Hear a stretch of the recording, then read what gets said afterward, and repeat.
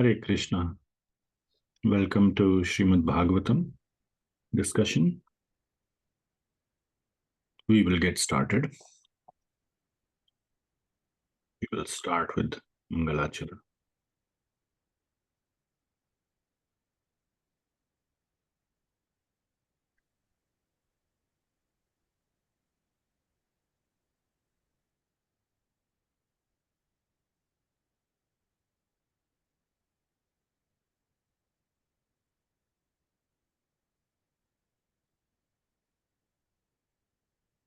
Om Ajnanatimirandhasya Jnananjanashalakaya Chakshurunmilitam Yena Tasmai Shri Gurave Namaha.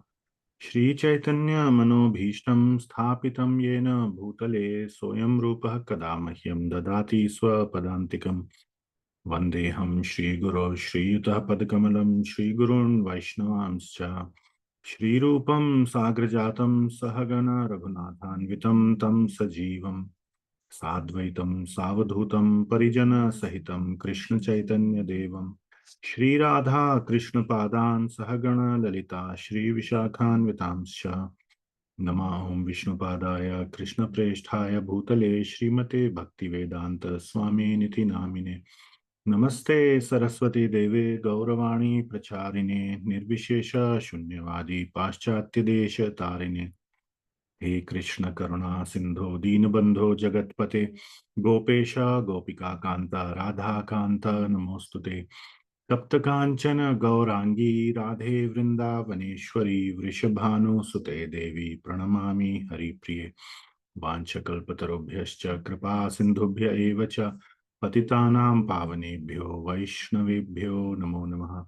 Jaya Shri Krishna Chaitanya Prabhu Nityananda Shri Advaita Gadadhara Shrivasadi Gaura Bhakta Vrinda. Hare Krishna Krishna Krishna Hare Hare Hare Rama Rama Rama Hare Hare. ग्रंथराज Shrimad Bhagavatam की जय, जगत गुरु श्रील प्रभुपाद की जय. Okay.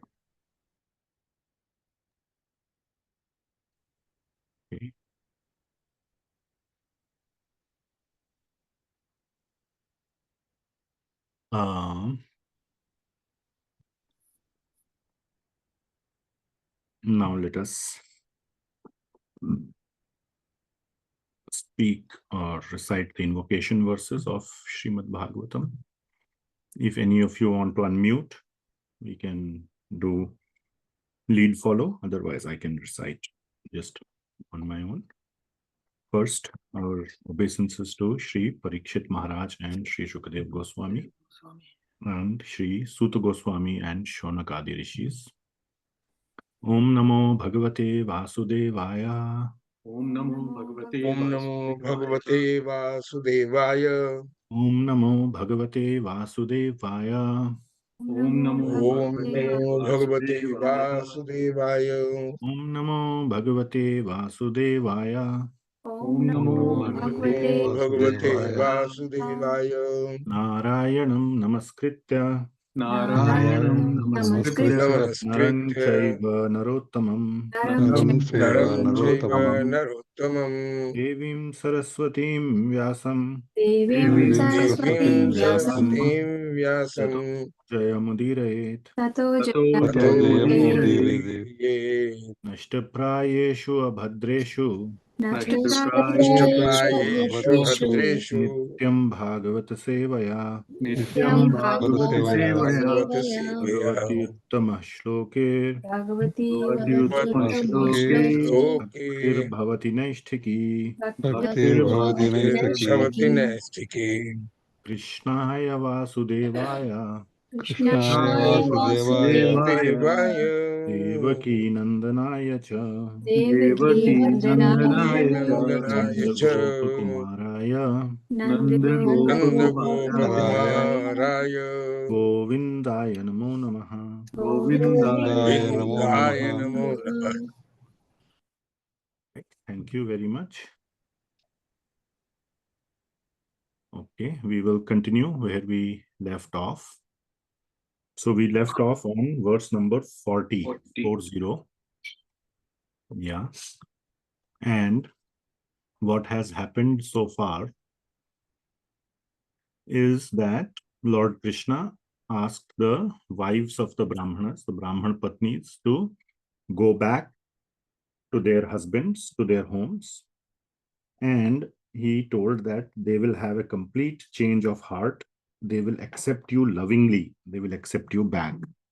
Don't worry. Also, he assured them that the best way to be with him, with Krishna, is to always remember him, always hear about him, Shravanam, Kirtanam, and Smaranam. So that is much, much better than being physically close to the Lord. So the Brahman Patnis then came back home, and their husbands and their family members accepted them back with open arms, with loving arms. They accepted them back. And then it is said that over there, Lord Krishna, had all the food, the bhoga that was brought by the wives. They had a sumptuous meal. And over here, the Brahmanas, after accepting them back, they completed the yajna. And then they started lamenting that what fools we were, complete fools. So that is where we left off. So let me share. Am I sharing the iPad screen? Okay. Not yet, Prabhuji. All right. Share.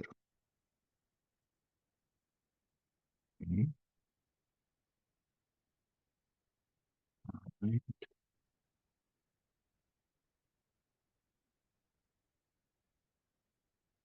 What?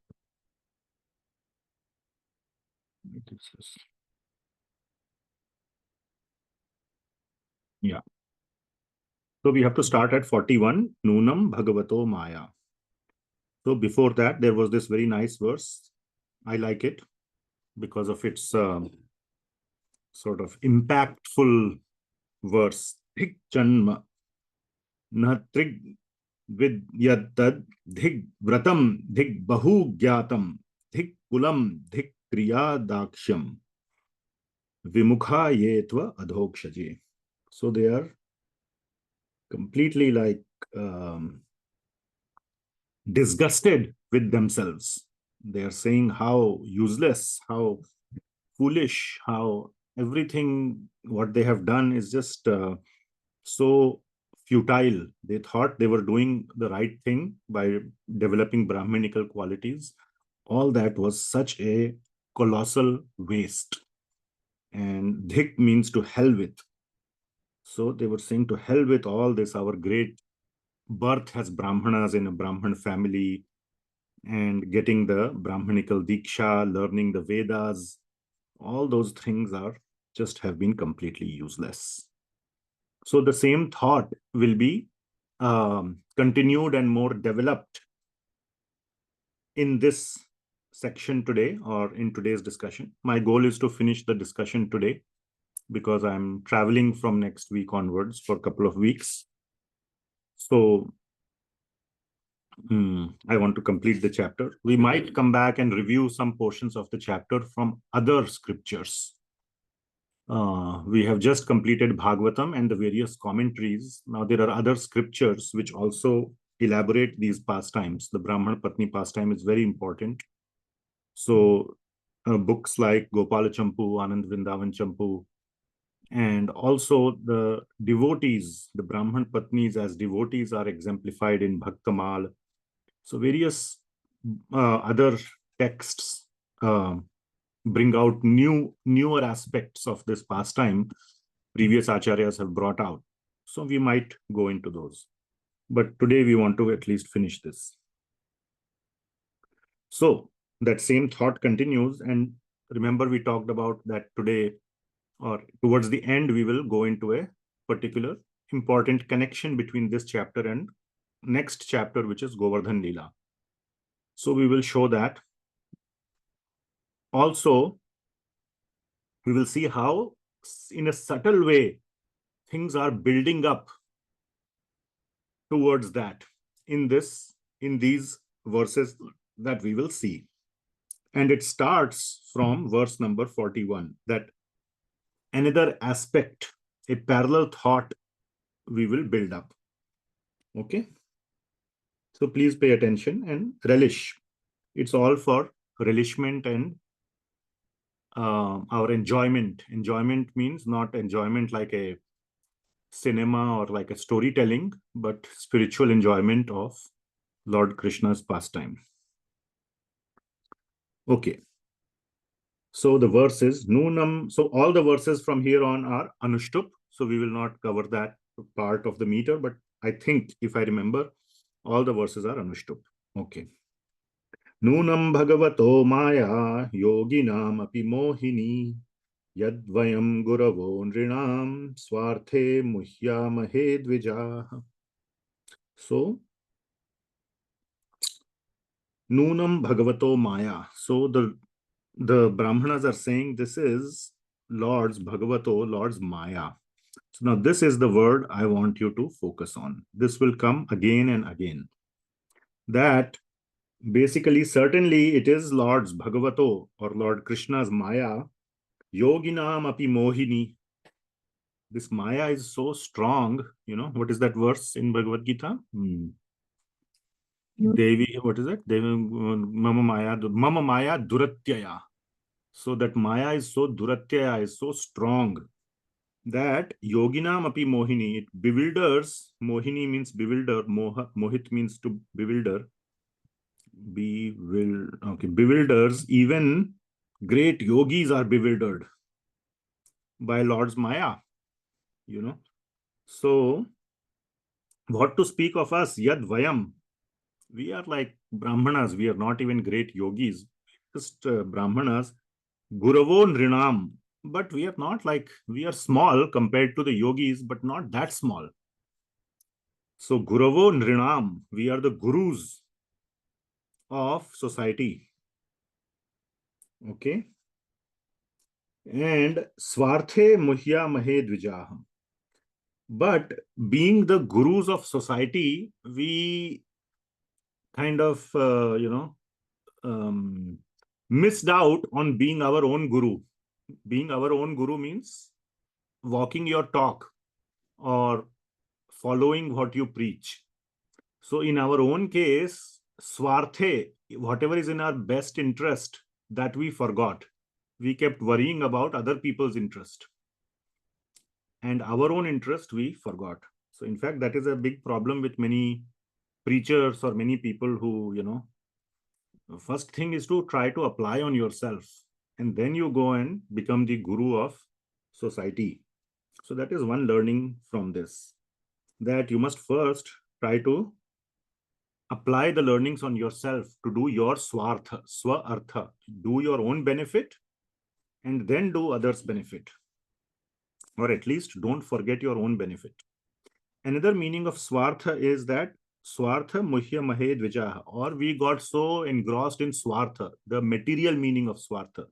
So swartha can have two meanings, the spiritual, which means the ultimate benefit, self-benefit. Swartha means self-benefit. Or the other meaning, which is the Hindi meaning or the normal meaning, swartha. Swartha means our selfishness, material selfishness. So both meanings can apply, selfishness or self-benefit. That we got so engrossed in our own material selfishness, because remember, they were doing this big yagya to go to Svarga, which is definitely material selfishness. So we were so engrossed in this due to the Maya of Bhagavan. So this Maya is very important, and what we want to, the line of thought that is being brought out is that so this Maya is so strong. We all bring out this point.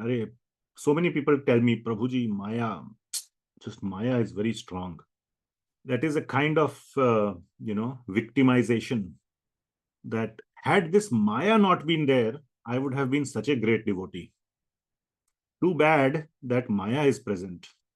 And it is like the tree is holding me instead of I am holding the tree, if you remember that example. So that is also the mood here that the Brahmanas are bringing out, that somewhere in a tiny way to blame it on Maya. And whose energy is Maya? Maya is Bhagavan. Krishna's energy. Yes, Bhagavan's. So Krishna's energy. So the mood being developed is that, Krishna played a game on us. Hindi में बोलते हैं ना, हम अपने साथ game खेल दिया. So, if they had not played the game on me, I would have been successful. अपने साथ जो है बहुत लंबा गेम हो गया, इसलिए हम हार गए. We say in a slang way. So kind of the sense is that, Bhagwan played a game on us and we got fooled. We are these great Brahmanas of gurus of society. We got bewildered. This is a side line of thought on the side. Of course, the main line of thought is that they are genuinely repentant and they are making a point that Maya is so strong that even the great yogis get bewildered, what to speak of us. But our learning is that we should also be very careful of Maya. Even these Brahmanas or even yogis get bewildered. We should be very, very, very careful of Maya. So these are the points that are coming up in this verse, and this whole thought will be developed more in the future verses. Okay, let us read the translation of. We'll go with first the devotees on camera, then we'll go devotees on the not on camera. Okay, Makarand Prabhu, can you please read this? Hare Krishna Prabhu. The illusory potency of the Supreme Lord certainly bewilders even the great mystics. What to speak of us? As Brahmanas, we are supposed to be the spiritual masters of all classes of men, yet we have been bewildered about our own real interest. Thank you. All right. Nunam means certainly. Certainly, Nunam, the question my wife is asking is, what is Nunam? Certainly, Bhagwan's Maya is so strong that it bewilders even the yogis. Okay. All right. Okay. If opportunity presents itself, there is one question we will discuss at the end. If it doesn't present itself, then we will skip. 42. Now, so in the previous verse, they were blaming themselves, or they were blaming Maya, or themselves, or both, that we got caught up in Maya. But in this verse, there's a contrasting themselves with their contrast with their wives. So this is a very genuine contrast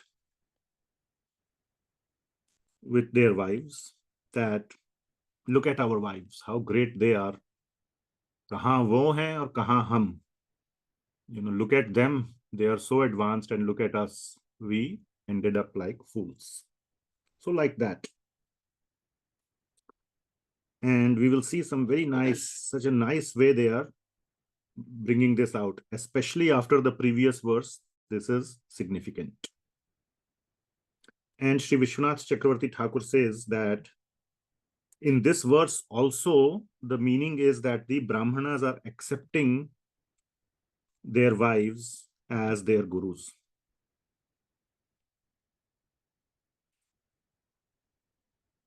So just in the previous verse, they said, we are the gurus of society. But who is our guru? The wives. Our wives are our gurus. They don't say that, but Sri Vishwanath Chakravarti Thakur brings that out. Anyway, let's read this verse. Aho pashyata narinam api Krishne jagat guru duranta bhavanyo vidhyan mrtyu pasan grhabhidan.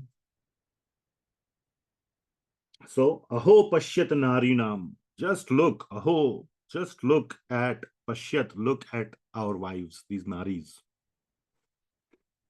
Api Krishne Jagat Guru. That for Lord Krishna, Duranta Bhavam. Duranta means unlimited bhav they had for Sri Krishna. Yo avidhyan mrityu pashan grihabidhan. That this bhava or this strong love, this basically means Duranta Bhavam means strong love or devotion, bhakti, not material love, but this strong devotion, this strong bhakti for Krishna, who is Jagat Guru. So the meaning is that we are not the gurus.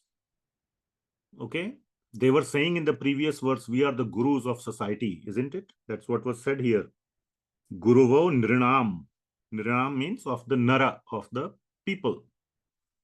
So they are the devotees of the original Guru, Jagat Guru. So they are like the disciples of the original spiritual master, who is Krishna. And in a sense, we are becoming their disciples. Okay, so that Guru Parampara. So Jagat Guru and wives as their disciples, and we as the disciples of the wife. Okay, so Jagat Guru, so they are taking shelter. So here also that meaning is coming up, that it's not that kind of conjugal between the wives and Krishna, is not a conjugal aspect that is being portrayed. Remember, in the previous discussions, we said it was more of a servitude. Here also it is that Guru Shishya. Guru Shishya is not a madhurya, conjugal, or sakhya or vatsalya. Guru Shishya relationship is always dasya. So that also is being portrayed here, that look at our wives. They are the, they develop bhakti for Jagat Guru, but the Guru is being used as a, to show that they have, that is the relationship of Guru Shishya. Okay. Anyway, but because of this, the strong point is, look at us. We got bewildered, we got fooled in Maya, and our wives did not get fooled by that Maya. That same Maya applied to them also. Maya is present everywhere. But that Maya, they were able to overcome the Maya. And what is the Maya? For the husbands, it was whatever, attainment of Swarga and all. For the wives, what is the Maya? The house, the home, family members, husband, brothers, children. That is our Maya, isn't it? Everybody can attest to that. So grihabhidan, all the family ties. Was there strong connection? Was there strong Maya? But they were not stopped by that Maya. And look at us, we got stopped by this petty Maya. Mrtyu pashan. Mrtyu pashan means like the ropes of death. So there are two angles of this mrtyu pashan. One is this family life is like the rope of death. What kind of death? Spiritual death. Because one who is so much engrossed in family and attached to family, he is basically committing spiritual suicide, because he is just too attached to all the material things. Now, again, this doesn't apply to devotees who are spending all their, even though being a grhastha, they are being devotees. That is, so this verse is not talking about those. This is just talking about those for whom material family and all the other material pleasures are the only goal. So that is what is being talked about. So it is spiritually, it is mrityu. It is like a bond or a entanglement or ropes of death. Or another meaning is that this family ties are stronger than death, the ropes of death, which means that for many people, which we can see in our life, the fear of losing family member is stronger than losing our own life. isn't it? We fear, as for example, as parents or husband or wife, we fear more the death of our loved ones than our own death. So it's stronger, the love for family they could overcome, which is stronger than the love for one's own life. So either way it can be looked at it. But the point is that these wives overcame such a strong, material attachment. And they just overcame it in 1 second. Just they ran. The moment they heard of Krishna, they ran. And they were asking so much. They were begging the Gopas, and we just kept ignoring them. So what a, foolishness, and what a big, so the contrast is being shown. All right. So this contrast is being shown here. That same māyā, which was named here, Nunam Bhagavato māyā, this māyā over here could not bind them. That same māyā could not bind them. All right. Let us see. Ramakant Prabhu, can you please read?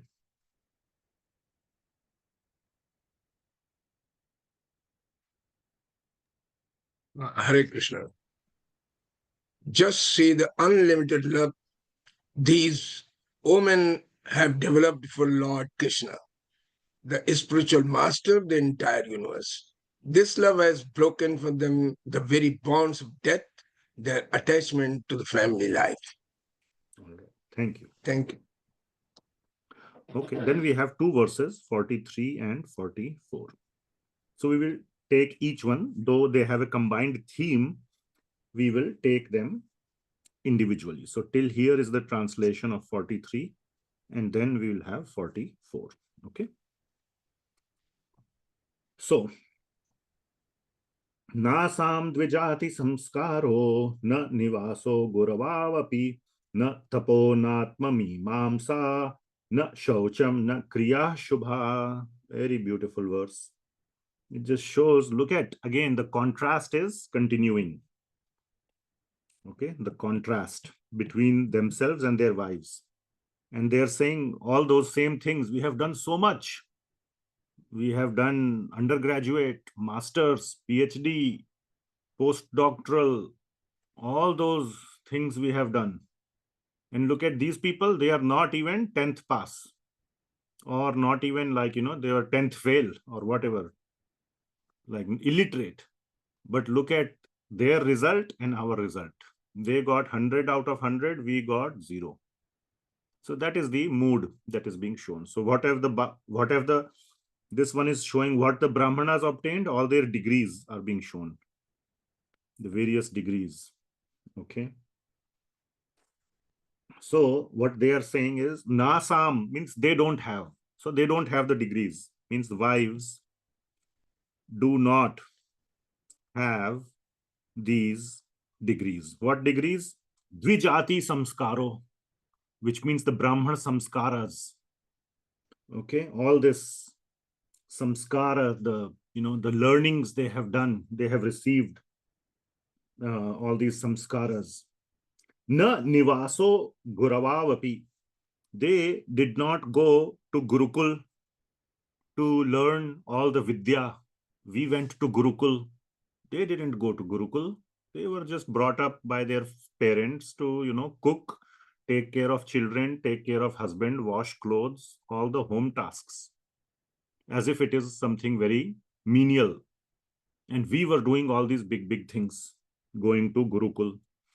Na tapo. They did not perform any tapasya. We performed tapasya. Na atma mimamsa. Atma mimamsa means learning all this philosophy, mimamsa philosophy, and all these other philosophies of logic, of how to discuss about the spiritual attainment and all those things. And na shaucham na kriya shubha. They did not learn any purificatory rituals, how to purify before doing deity worship, or how to purify anything before cooking, or all those things, those shaucham and kriya shubha. or any pious rituals that one has to do for, before giving any charity or before doing any anushtan or something like that. They don't know anything. All these vratas and various things that the Brahmanas do, they didn't get any such training. They don't know any of these things, and we know all these things. So basically, this verse is showing all the non-qualifications. All the non-qualifications of what is happening. All the non-qualifications of bhakti or of attaining Krishna. All the non-qualifications of attaining Krishna are these, right? So that is what is being shown here. Okay.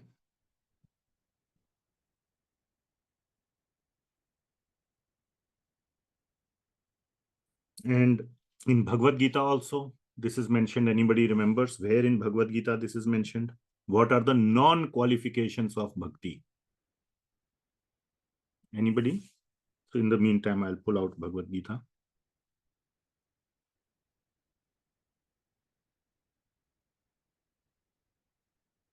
Yes. Yes.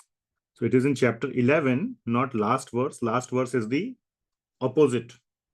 The one, 2 verses before.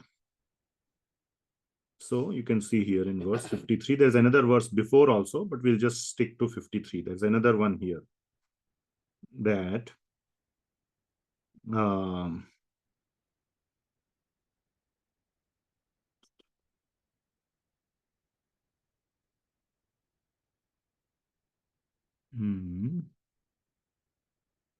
yeah, 48. Anyway, so 48 is there, but we'll focus on 53. The form that you are seeing with your transcendental eyes cannot be understood simply by studying the Vedas, nor by undergoing penances, nor by charity, nor by worship. It is not by any of these means that one can see as I am. How can you see? On the other hand, only by undivided devotional service. So, bhaktyatva ananya shakya.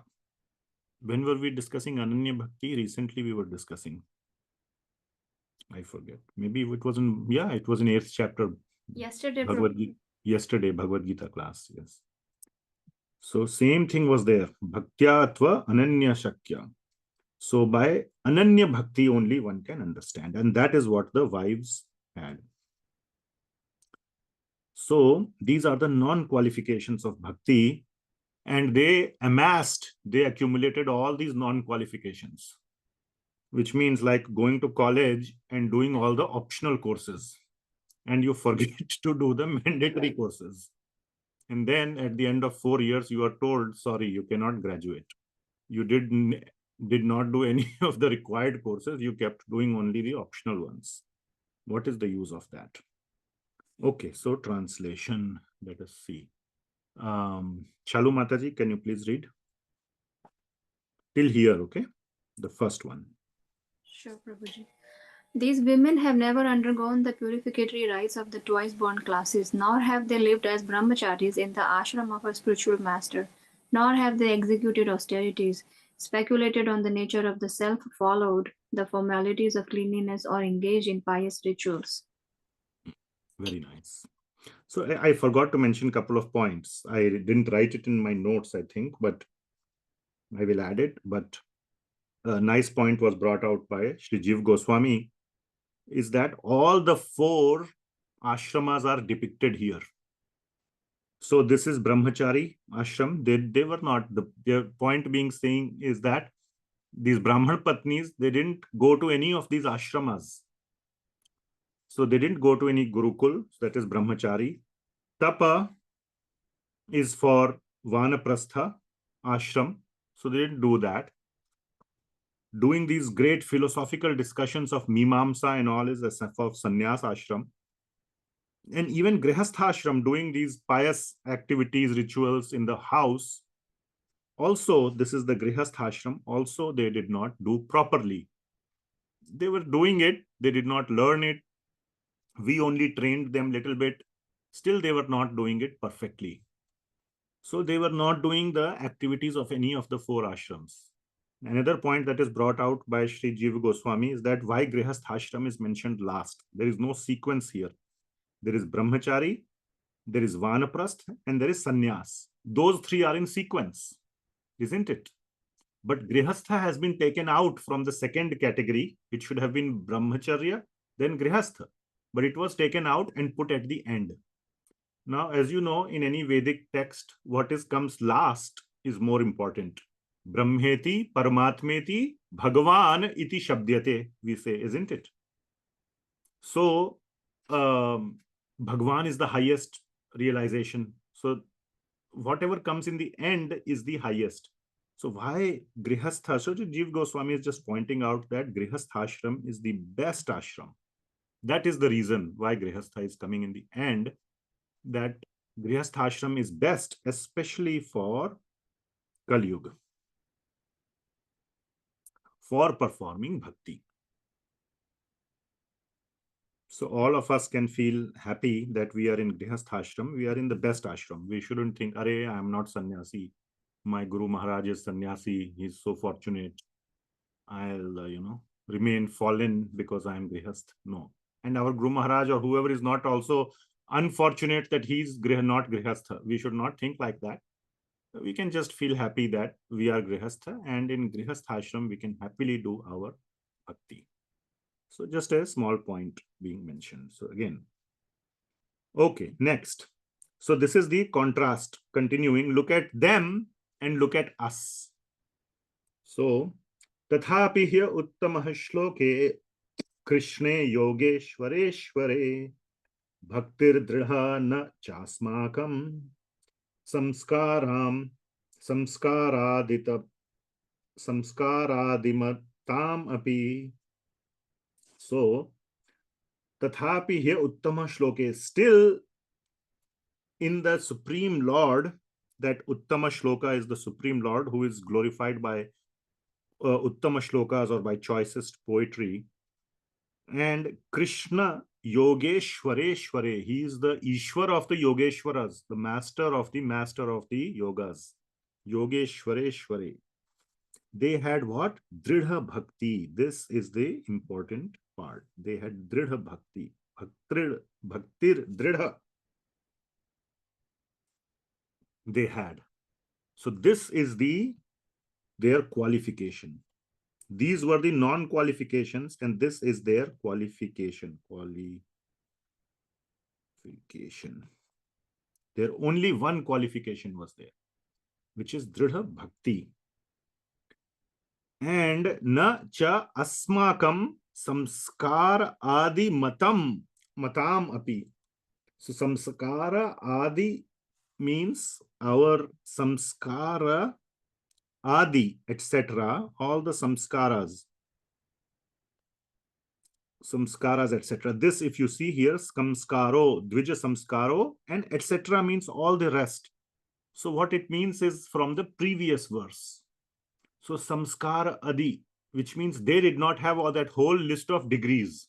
Samskaras, tapa, gurukul, shaucha, kriya, mimamsa, all those things. Adi means all those, etc. All those things they did not have. They had just one thing, which is bhakti in Shri Krishna, who is Yoga Yogeshwara, or Yogeshwara Shwara, Yogeshwara Ishwara, and he is Uttama Shloka. They had strong dridha bhakti in him. So that is what is described here. All right. So this is showing the clear contrast between the various Vedic degrees versus dridha or strong bhakti. So that is the main contrast. This is the contrast. All these Vedic degrees of mimamsa and shaucha and kriya and tapa is all, and samskaras, it's all useless. The only useful thing in this world is dridha bhakti. Okay.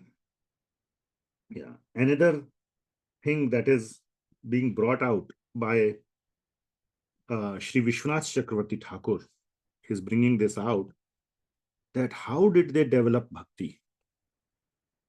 So who remembers how did they develop bhakti? So they did not go to Gurukul where they could have learned about Krishna. They didn't read Bhagavatam. They didn't read Padma Purana or Skanda Purana or Bhagavat Purana or other Puranas. They didn't, learn it through Vedas. How did they get all this knowledge? Who remembers? Yes, Shalu Mataji. They listened to his Pastimes. yes. Sorry. Yes. They listened. Their Shrivana. Remember, their ornaments of the ears were what? Their kundala or ear ornaments were what?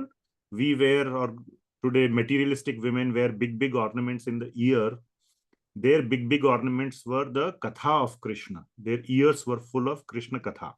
So Sri Vishwanath Chakravarti Thakur says, he gives a clue. Where did they hear Krishna katha from? There was no BBT. There was no, Krishna book or Bhagavatam set available. So they would, Sri Vishwanath Chakravarti Thakur says that so many flower girls used to come from Vrindavan to sell some flowers, to sell incense, to, do some, all these, sell milk or milk products, sweets. So all those things they used to come to go to various villages to sell.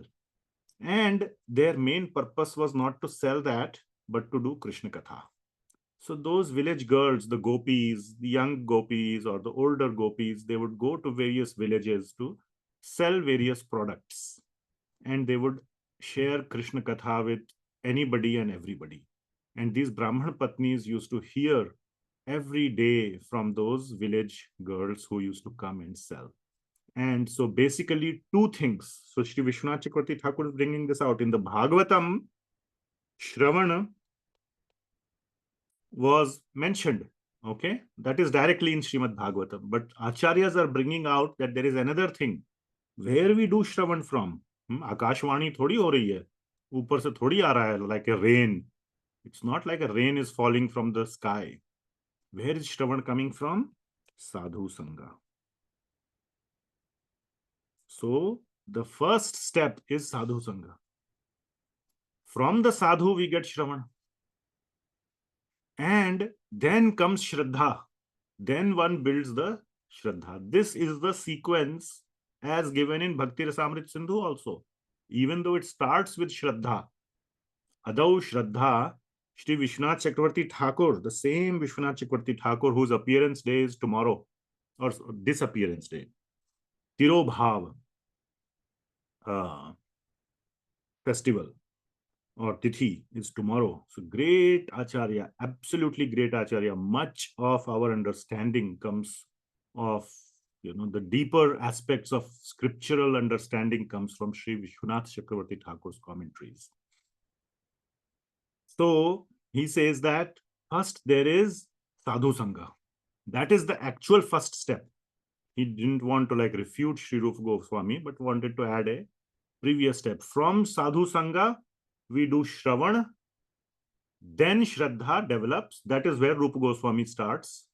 Shravan, Shraddha is established in our heart by Sadhu Sangha and doing Shravan in Sadhu Sangha. Then there is another Sadhu Sangha that comes later. So Shraddha, then Sadhu Sangha, and then Bhajan Kriya. In the second Sadhu Sangha, what we really understand is Bhajan Paddhati. And then we do Bhajan Kriya.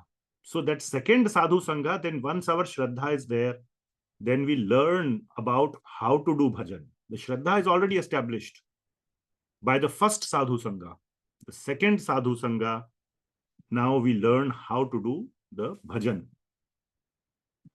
Again, more Shravanam, Kirtanam, Japa, Smaran, all those things we learn from sadhus.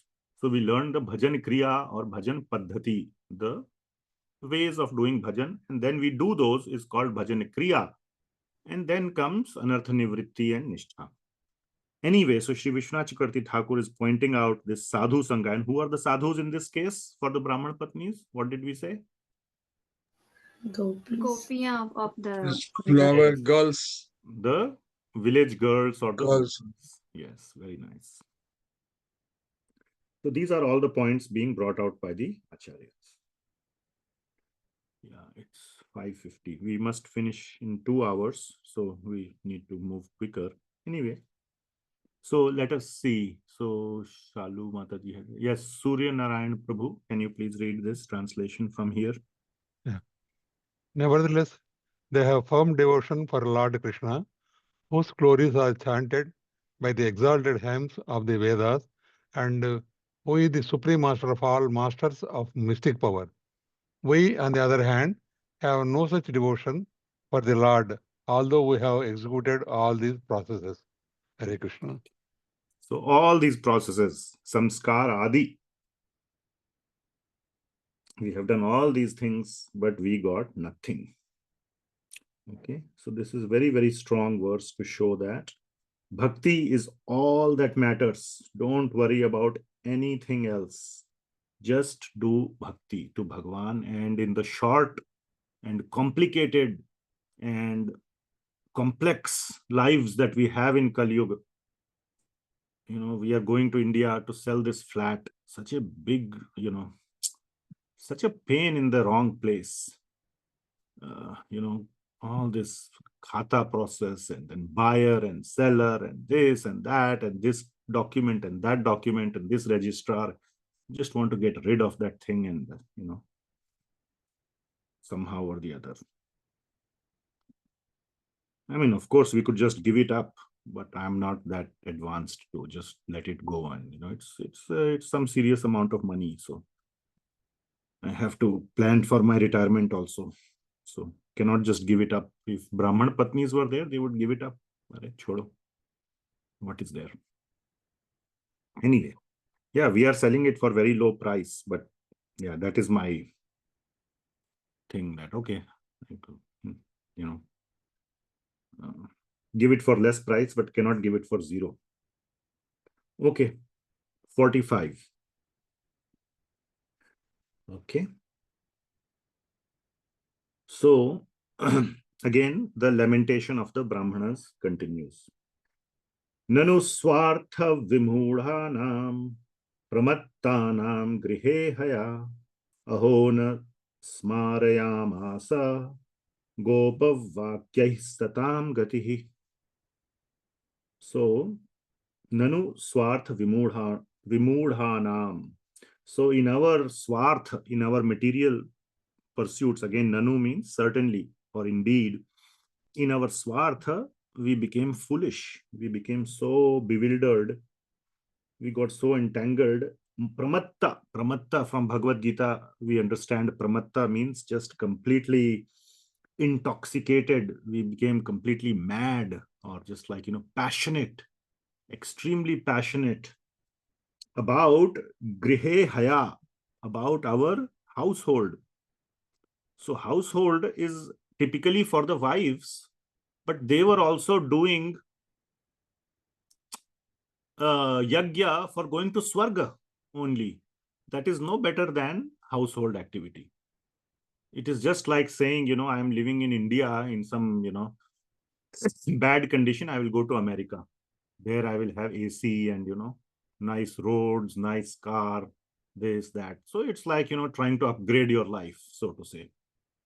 Like that. I mean, India is also very good, but most people who come to America from India, they come with the intention, I'll have better life, better lifestyle, better status. So even though you're going to a higher place, it's not like you have any higher spiritual goals. It's all material. It's 100% material. So those who are trying to go to Swarga, all 100% material. It's no better than just simple material improvement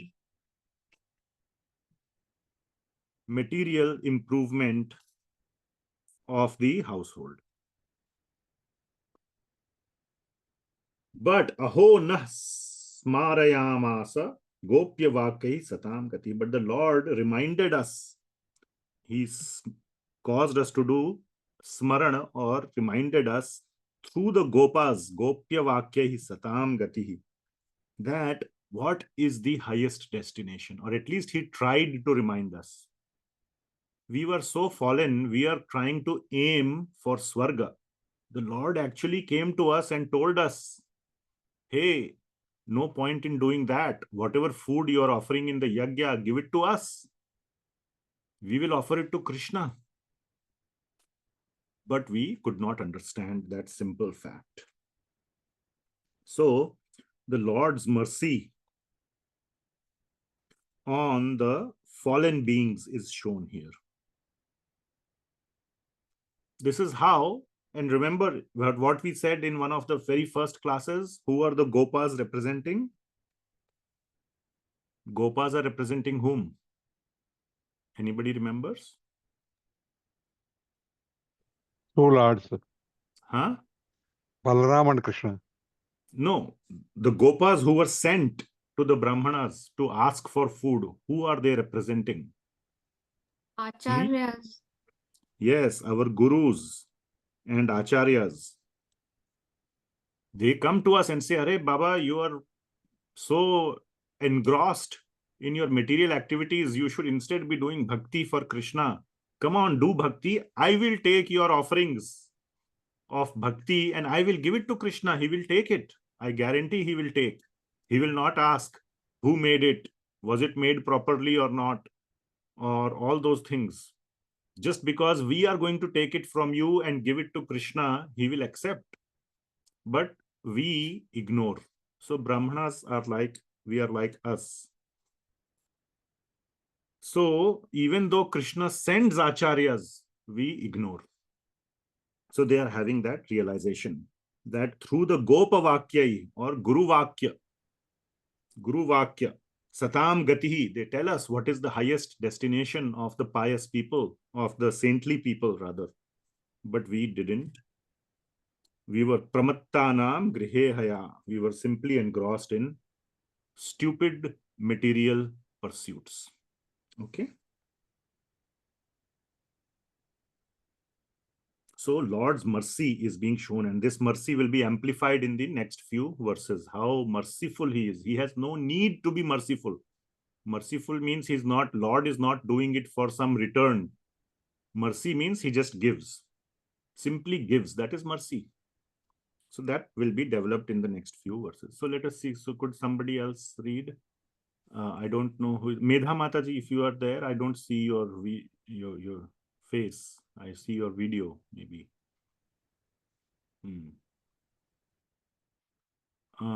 Somebody else. Okay. Yeah, now I see you.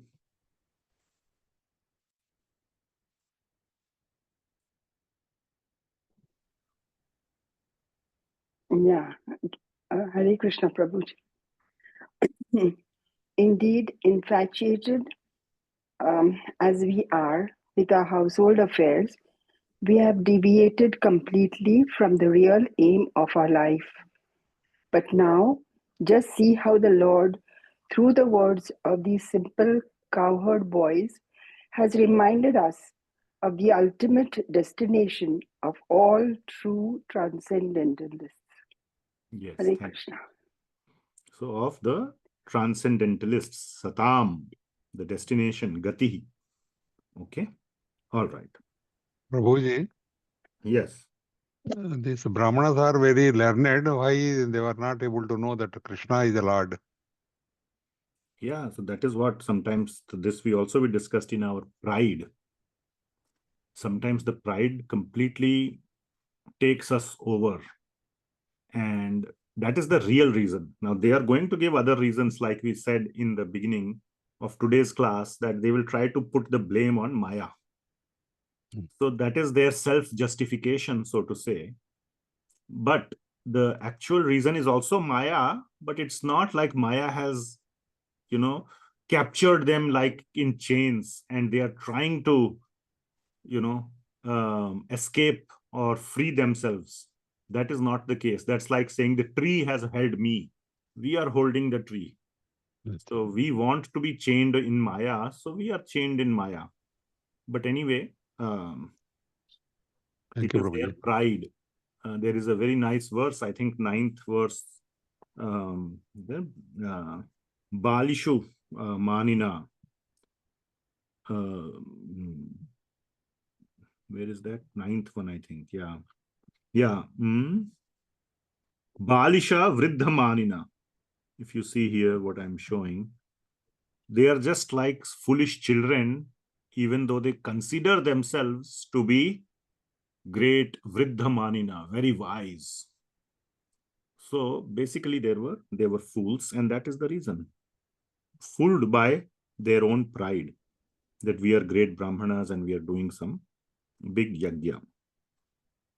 Okay. Same class as Duryodhana, in a Yeah. way. Yes, in a way, yes. Duryodhana is much worse, but Yeah. he was trying to kill others. Brahmanas were at least doing it for their own svarthe, without doing sinful activities. They were in the Brahmanas. One thing we have to understand, Brahmanas are in the mode of goodness. Okay. But mode of goodness doesn't mean that, so had they come at some other time and asked for charity, mode of goodness includes charity, which is dana.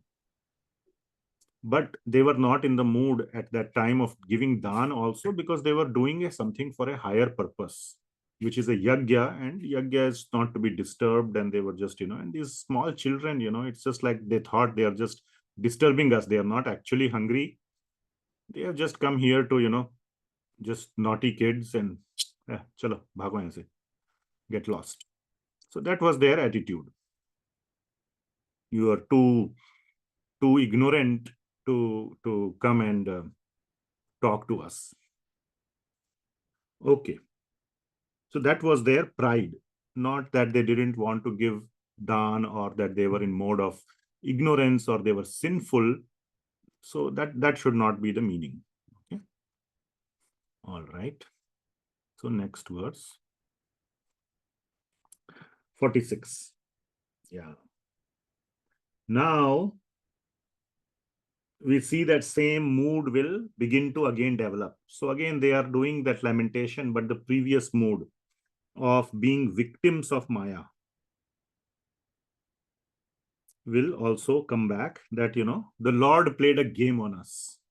We were cheated, so to say, by the Lord. Okay.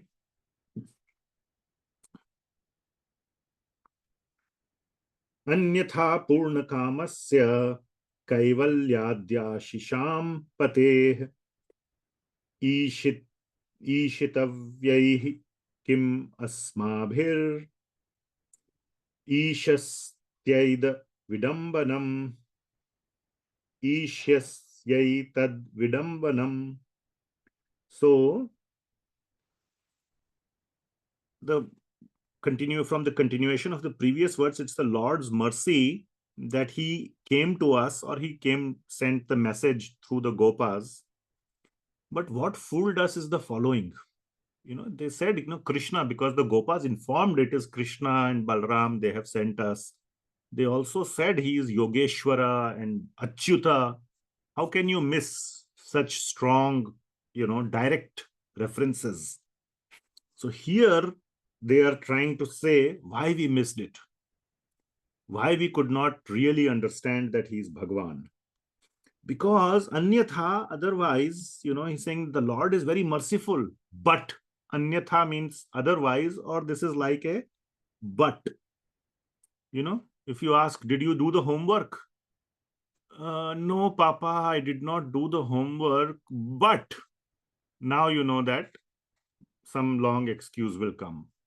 But, my iPad or my computer, died or whatever, internet was not working, so I could not do the work. Something else, somebody else's fault.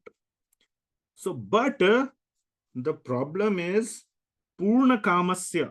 Bhagwan is fully self-satisfied. Bhagwan, if you are Bhagwan, you are always satisfied. How can Bhagwan feel hungry? Therefore, the boys must be telling lies. Isn't it? Bhagwan, ever he is hungry? That is not what Mimam's philosophy teaches, isn't it? Mimamsa philosophy teaches that he is Yogeshwara. Can a Yogeshwara ever be hungry? No. Just by his thought, his hunger can go away. And not only is, how can he be hungry? He is the one who gives things to others. Kaivalyadi Ashisham Pateh. He is the pati of Ashish. कहते हैं ना बच्चे को, हमारे बच्चे को आशीष दीजिए. आशीष का क्या मतलब होता है? What is the meaning of Ashish? Blessings. Blessings, isn't it? Blessings. So he is the giver of blessings. And what kind of blessings? Not small blessings. Kaivalya. Kaivalya means liberation. Oh my God. First of all, he is a giver and not a taker. And secondly, he is a giver of liberation, the highest thing. And such a person is coming simply asking for some anna, some food, completely unimaginable. You know, if you get an email, so many emails, scam emails come. No, Bill Gates, you know, if you give $1,000 to Bill Gates, he will give you $1 million in 1 year or some. I'm just making it up. I have received some scam emails like that, isn't it? Will you ever believe such a scam email? What do you do on reading such email? What do you do? Tell me, Shalu Mataji. Delete, Prabhuji. Delete. Exactly. That is what Brahmanas did. When the Gopas came, they pressed delete. They didn't reply even. You know, you don't reply to such an email saying, you are a scam, you are a fool. All you do is delete. So the Brahmanas did the same thing. They just pressed delete. How is it possible that Bill Gates can ask for your $1,000 or even $100? He is the richest person. So just like that, how can Bhagwan ask for anna, such a small thing, completely unimaginable? And that too from us. Arey bhai, there are 8 billion people on the planet. How did I get the email? Why was I chosen? There are so many people to choose from. If he is Bhagwan, he can go anywhere on the world, in the whole universe. Why us? Again, another reason to press delete. So this line means, why us? Why did he come to us? What does he have to do with us?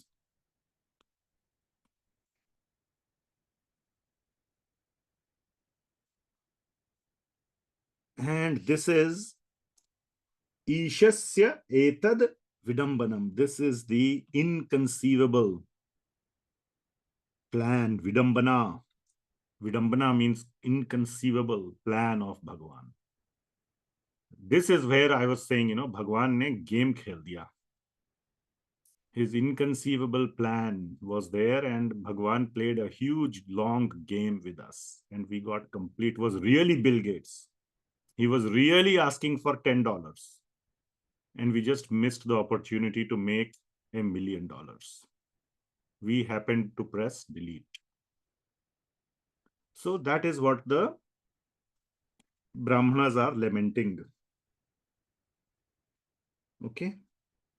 So obviously, I mean, the Lord's plan was not to cheat them, but the Lord sends his acharyas, sends his ambassadors. We think like that. When devotees go and tell others, please chant Hare Krishna, please read Bhagavad Gita, you will be freed from cycle of birth and death. All the material suffering will go away. That's like promising $1 million or more. And what is the price of Bhagavad Gita? $5. Exact same argument is there. Please give $5 for Bhagavad Gita, or even free. Just take 1 minute and chant Hare Krishna, and you will get such big benefits. People don't believe. They just say, chalo, chalo, give me way. So sometimes the Lord has to play a game to bring us to our senses. We need a kick in the butt, as we say. So that was another understanding is Brahmanas said the Lord gave us a good kick in the butt. That is the vidambana. Ishasya etad vidambana. This is the big plan of the Lord to make us realize our mistake.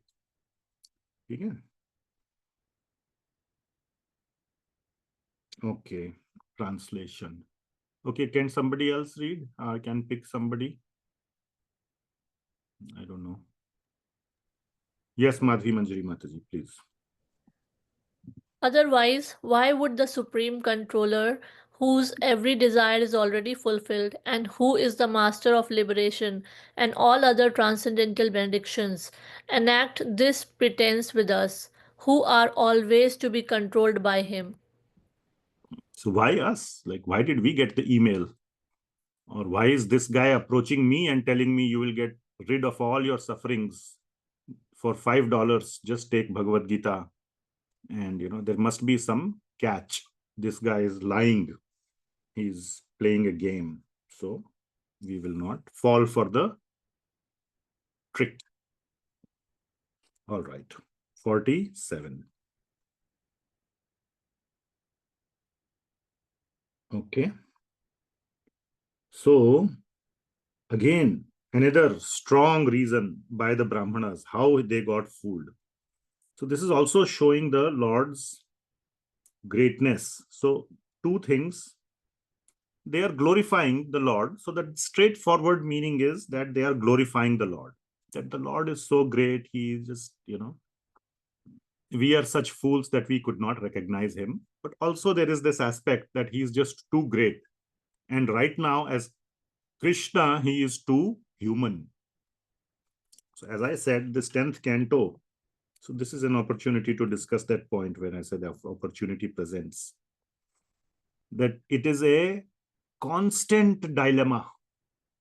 Constantly it is there throughout between the aishvarya and what is the other aspect? We said aishvarya versus Naratva. Naratva, very nice. Between aishvarya and Naratva of Bhagavan. Constantly we see this sort of tug of war. Some pastimes, one is more. In some pastimes, another one is more. Like in Govardhan Lila, aishvarya is very front and center. But in this pastime, but it is there in all pastimes, both will be there. In Brahmana Patni pastime, the Naratva is very strong. Aishvarya is very tiny.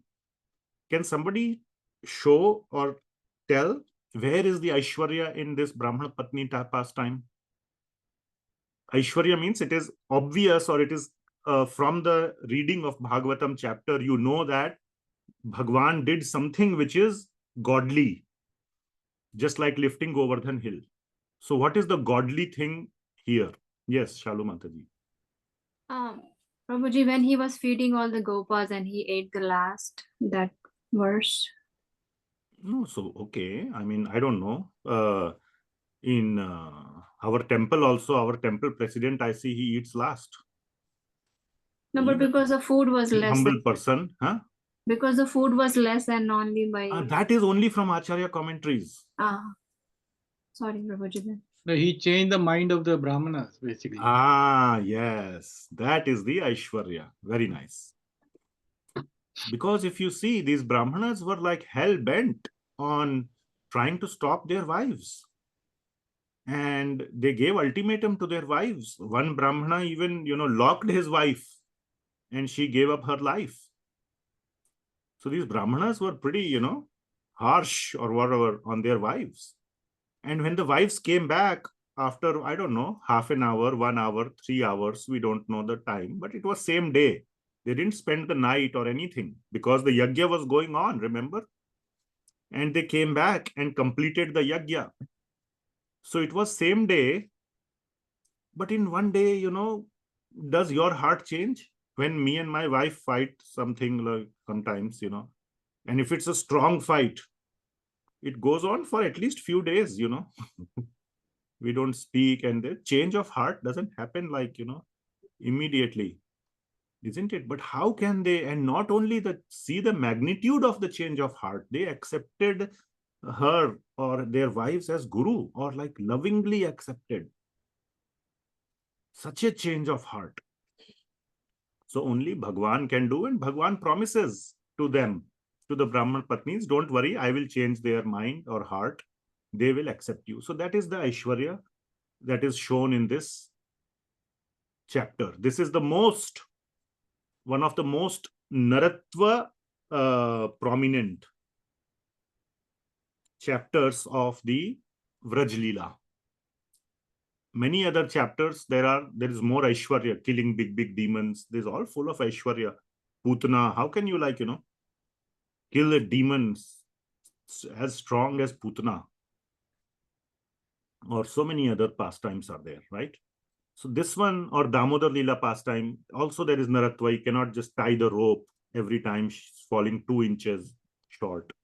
So these are some of the pastimes where it is naratva prominent. Okay, pradhanata, naratva pradhanata. Some have aishvarya pradhanata, and this constant tussle goes on. Okay, so where were we? In 47. Yeah. So greatness, aishvarya of Bhagwan is being, oops, what's going on?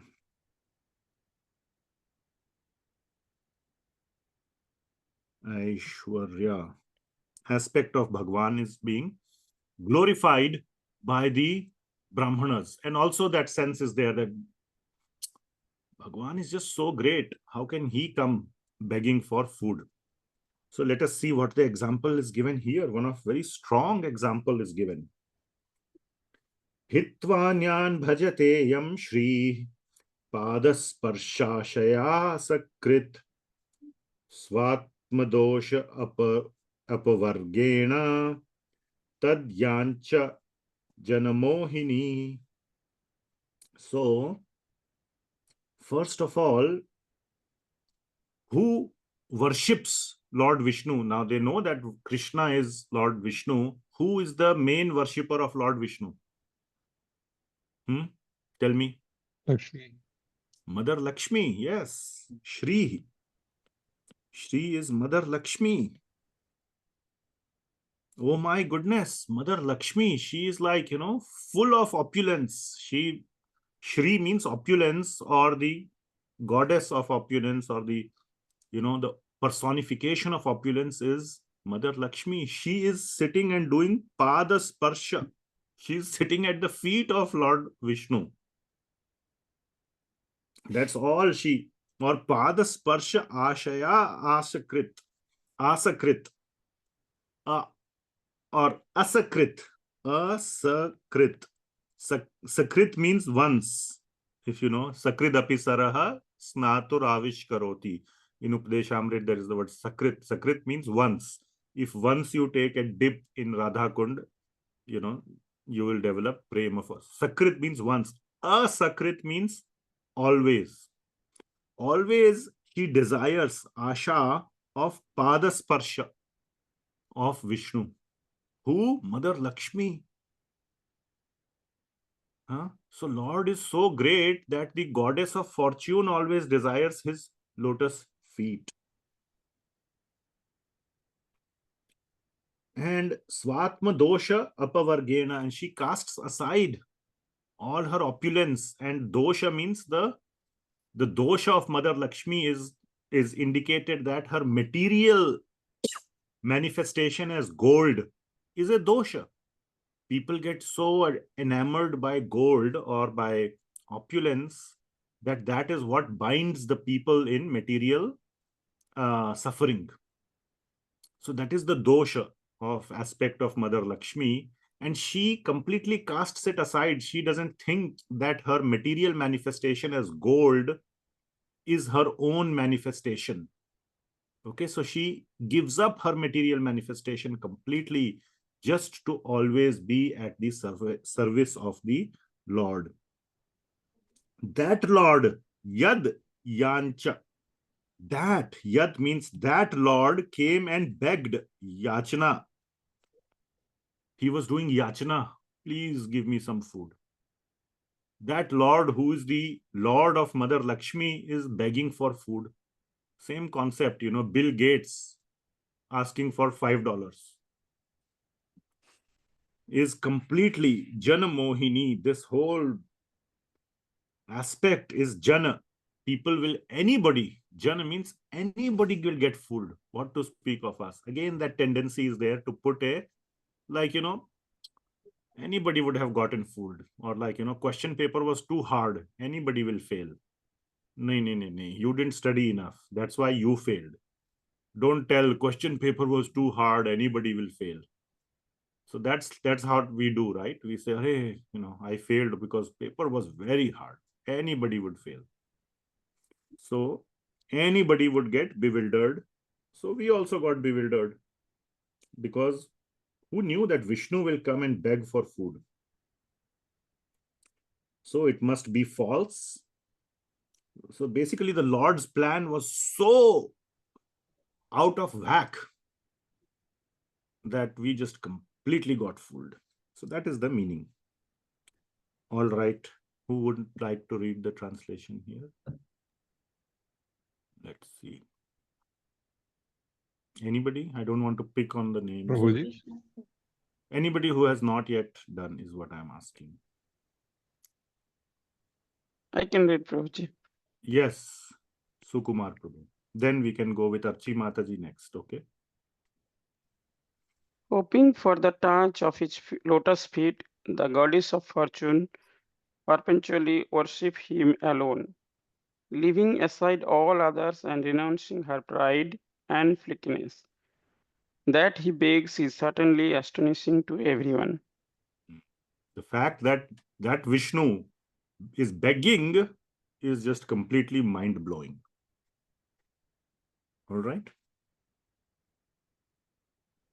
Yeah. Okay, 48, 49.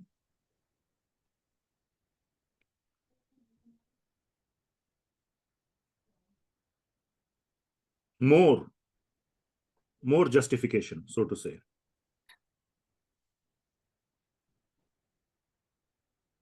Now they are kind of full-on justification mode.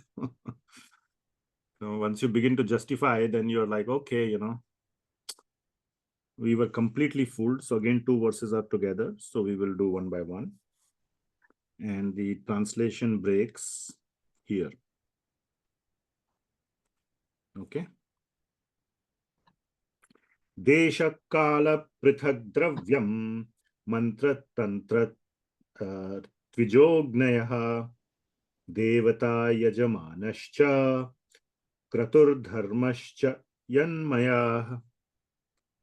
So they are saying that, actually we agree we are fools, that's fine, but we are not that big fools. थोड़ा तो पढ़ा लिखे हैं, हमने PhD तो किया है, double post doctorate भी किया है. We have done PhD, we have all these degrees that we were mentioned earlier, right? Gurukul we went, Mimamsa and Tapa, all these things we have done. We are not. So we understand that Yagya, we were not really doing it for Swarga. We know that Yagya, everything in Yagya is Vishnu, right? There is that Bhagavad Gita verse, right? 9.16. What is that? Aham Yagyaha, Aham Kratur, Aham Yagyaha, Aham Agnir. Let's look at that 9.16. So they have read Bhagavad Gita, but again, only theoretically. Yeah, see this one. Aham Kratur, Aham Yagyaha. Swadha Aham, Aham Aushadham. Mantro Aham Evajyam, Aham Agnir, Aham Hutam. So Bhagavan is saying, I am in a Yagya, I am everything. I am all these things. I am the ritual. I am the sacrifice, the offering to the ancestors, the healing herb, the transcendental chant. I am the butter and the fire and the offering. That's exactly what these guys were doing, the Brahmanas. So they are saying here that we know that Vishnu is all these things, all the yajna. So yes, we were going to Swarga, but we had it in our mind that actually it is Vishnu. What really got us, चकमा कहां पे दे दिया भगवान ने, वो बताएंगे अगली वर्ष में. So they are saying we know, इतने भी हम गधे नहीं हैं. We know it. All right, I'm introducing a little bit Hindi. Anybody who totally doesn't understand Hindi here, like completely clueless? Probably not, right? Hindi has some little rus. ना हम इतने भी मूर्ख नहीं हैं, but कुछ लंबा ही चकमा दे दिया. So that will come in the next verse. So let's read this translation. So Archi Mataji, can you read the first part? Yes, Prabhuji. All the aspects of sacrifice, the auspicious place and time, the various items of paraphernalia, the Vedic hymns, the prescribed rituals, the priests and the sacrificial fires, the demigods, the patron of the sacrifice, the sacrificial offering, and pious results obtained, all are simply manifestations of his opulences. Yes, all are manifestations of his opulences. So they're saying, yes, we know that all these are just manifestations of Vishnu only. No problem. And all these things, desha, the time, the place, kala, prithak dravyam, all the various, dravya, the various, you can say the liquids. Dravya means liquids, but various things that they prepare for yajna, like honey and butter and milk, the various dravyas. Mantras, the tantras, the Agni, Agnayaha, the Devatas and Yajmanas, the demigods who they invite to come and sit in the yajnas, the other invitees, the witnesses. Yajman means all the witnesses who come and participate in the yajna. Kratur, the dharma, all those are yan māyā. We understand that it is all Vishnu. But हमारे साथ धोखा कहाँ हुआ? That we will see. Where we got bewildered. So let us see. Sa eva bhagavan sakshad Vishnur yogeshwareshwaraha jato yadushvaitya ashranam hya api mudha na vidmahe. That is where the game happened. So where the game happened? That Bhagwan, Sa Eva, which Bhagwan? This Bhagwan, who is everything in the yajna, that great Vishnu. Sakshad means in the manifest form. Now Vishnu is in spiritual world. Now they are trying to see Vishnu in their in the manifestation of yajna, fire, butter, ghee, this, that. But in person, that Vishnu, who is Yoga Yogeshwar, by God, that great Vishnu, Jato Yadushva iti ashram, that we have heard, and we have also heard he will take birth in the Yadu dynasty. वो भी सुन लिया है. That also we understood. But, and that is not directly mentioned, but what we did not know that Yadu dynasty is right next door in Vrindavan. And that too in a cowherd family. Because if you remember, Yadu dynasty is in Mathura. This cowherd family is not Yadus. They are Vaishyas. अरे भैया उनके यहाँ कहाँ से आ गए? ये तो cheating हो गया. ये तो मतलब क्या कहते हैं, वो कौन सा हो गया कि we thought Lionel Messi plays for Argentina. We were playing for some other country, but that other country hired Lionel Messi, and then we got defeated. ये तो cheating हो गई. So it's like Krishna was supposed to be okay, fine, he is the Supreme Lord. We know he is going to come to earth in Sakshad form, but in Yadu dynasty. But these were the Gopas. How come they got in contact with this Vishnu? That is cheating. That's like, saying Messi is playing for, India instead of playing for Argentina. Or some local soccer club, So, big cheating. So, he api mudana vidme. So, that is what fooled us. Okay? So, we got completely fooled. So, the Lord played a very, very, very big game with us. All right? So, that is the meaning of this verse. Okay? All right. So, let us see. Anybody else can kindly read? Can I read, Prabhu? Hare Yes, Krishna. Taru Mataji, go ahead. Yeah. From here. Okay. Yet, even though we had heard that the Supreme Personality of Godhead, Vishnu, the Lord of all mystic controllers, had taken birth in the Yadu dynasty, we were so full that we could not recognize Shri Krishna to be none other than him. Right? Yeah. So, after even learning all these things, the Lord may appear and we still could miss him. So, such a vidambana, such a, such a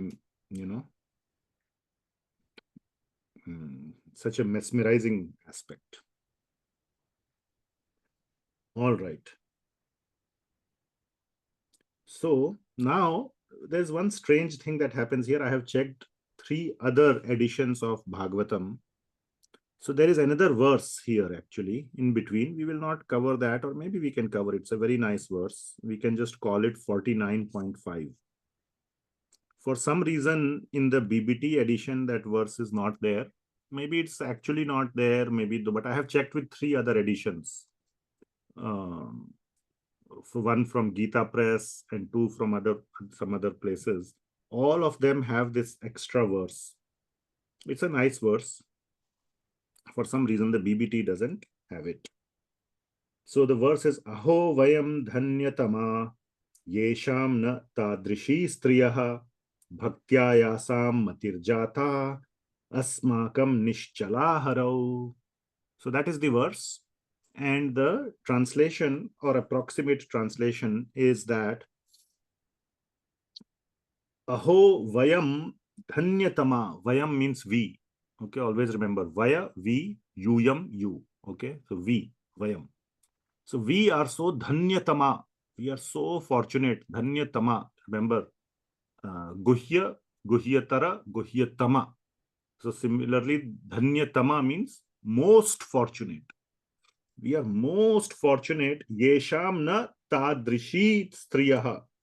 That we have such wonderful wives, or such not wonderful in that sense, but such glorious wives, such devotees.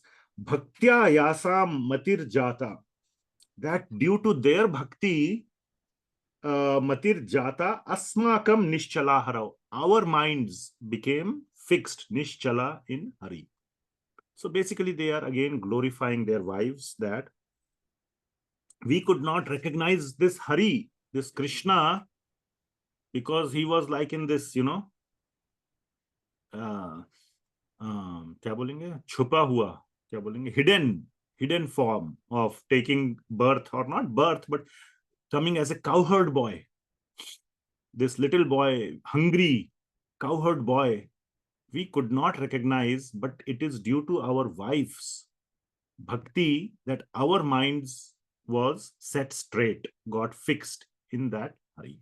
So they are appreciating their wives in this 49, this middle verse between 49 and 50. Okay, let us go to 50. So now one thing I just want to point out, wives. So this is my personal, not from any acharyas, my personal saying that I have personally seen, in my few years of whatever trying to share, I have seen that mostly, actually, I don't know, somebody can count right now on the attendance. More, I would say something like, maybe 70% are women and remaining 30% are men who are interested in spiritual path. We do this, I'll give you a very strong example where it bothers me. We do these Damodar programs many times in Kartik month. I have seen many times. Now, I'm sorry if you are one of those, or you are, so, but then, you know who you are, maybe. Those families invite, it's Diwali time or festive time. Kartik time is festivals, right? Dashera, Diwali, all those things, Govardhan Puja. So the room, when we are doing the Damodar Lila class or any other Krishna Katha, the room is all filled with women. Their husbands are sitting in another room, not in the main room where Katha is going, and they are doing their own chit-chat. When Prasadam happens, this whole group of men suddenly appears. Then I ask, where were they, Oh, they were sitting in another room, they are doing their own Katha. So I have seen this like completely prominently. And even I have seen, mostly those new people who come. So the women lead the way, in my opinion, especially in Kali Yuga. Maybe in previous yugas, the men led the way and the women used to follow, and they would get half the benefit, ardhangini. These days, we need to be ardhangas, the follower of women. So it's good that women are at least leading the way. And as long as the men follow their path, very nice. So in this case, that is being shown here in this verse, which is not there, that, aho vayam dhanyatama yesham na tadrishi striyah. So those men whose wives are taking interest in spiritual life should consider themselves dhanyatama, should consider themselves very fortunate, because sometime later, sooner or later, they will also benefit from the spiritual strength of their wives. And I'm not saying it's 100%. In many cases, it could be the men, but large percent, not like 51% versus 49. It's not like that. It's not that. It's more like 70-30 or something in that range. Huge majority. I can say this from my personal experience, literally. So hats off to the women. All right. 3 more verses and we will be done. No, then we have, we'll see. Okay, 50th. Tasmai namo bhagavate krishnaya akunthamedhase yanmaya mohita dhiyo brahmamah karma vartmasu. So, they are acknowledging, the Brahmanas are acknowledging their foolishness, and in their material karma vartmasu, that they were engaged in this sakama karma, basically. So that middle verse, which was not present, is showing our wives are so great. They opened our eyes. We were engaged in sakama karma, which is to go to Svarga. So tasmai namo bhagavate, our obeisances to Lord Krishna, towards Krishna. Krishnaya akuntha medhase. Akuntha medhase means who is supremely intelligent, who is super smart, we can say. So here also we can see this, that super smart person played the game. So because he is the supreme, the most intelligent, Krishnaya tasmai namo, to him namo, yan maya mohita dhiyo. He bewilders everybody's dhiya, everybody's mind. He has the capability to, or his māyā has the capability to bewilder anybody's mind. And especially whose mind? Who is tied into material pursuits. Once you get tied in material pursuits, the māyā takes over. In that sense, or you become more and more. You call to māyā, ajao, more. Yeah? Dil mange more. So you invite more and more and you keep getting entangled. So they are basically lamenting and also trying to say that Krishna, who is the most intelligent, his māyā entangled us. Okay, can somebody read the translation here, please? Can I read, Prabhuji? Yes, please. Let's offer our obeisances unto Lord Krishna, the Supreme Personality of Godhead.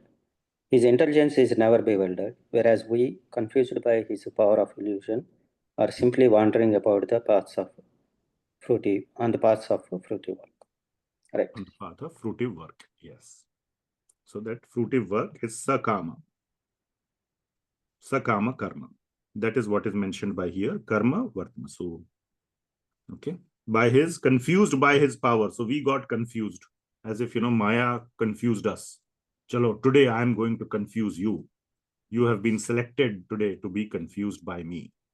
So that's the kind of the thing they are saying. Māyā confused us. 51.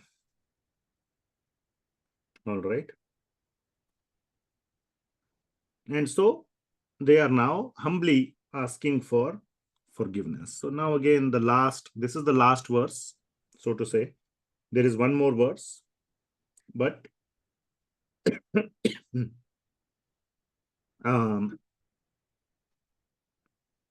humility with very, very, genuine, I should say, not just humility, genuine humility, not made up. With genuine humility, they are asking for kshama or forgiveness for their offense to the Lord. All right. So let us see. Savaina adyah purushah swamaya mohita atmana avigyata anubhavanam kshantum arhatya atikramam. So, na vai or sa vai na adya purushaha, that person who is being referred in this verse, Namo Bhagavate, and that Krishna who is super smart, that person, Savai, is the same Adi Purush, the original person. Original person, the Adi Purush, is very significant because that is the main, he is the person glorified in the Vedas. So all the Vedas, because the Vedas come from the mouth of the Adi Purush, the first being from whom everything comes. The first thing that comes is the sound from that person, which is the Vedas. And then all the creation and everything happens later. That Adi Purush, now we are convinced that that Adi Purush is indeed that that little boy, Krishna. So Krishna is equal to the original Purush or the original Vishnu or whatever, that is the supreme, that one whom the Vedas glorify. And Swa Maya Mohitat Manam, his Maya bewildered us. Too bad. We got bewildered. Okay, we got fooled. Avigyata, we were not able to understand. So this is the humility part. Avigyata means we couldn't understand. So there is that acknowledgement that we couldn't understand. Anubhavan, Anubhavanan, that we couldn't understand his strength or his influence rather. So we couldn't understand that Bhagwan is, doing all this. And finally, in the last line, they ask for kshantum. Kshantum is the root. The dhatu is kshama, or the dhatu is kshama, or ksha, which is the same for kshama. So this kshantum means forgive. Arhati, please do. Atikramam. So atikramam means for our offense, not just offense, but our ghor. Atikramam means extreme offense.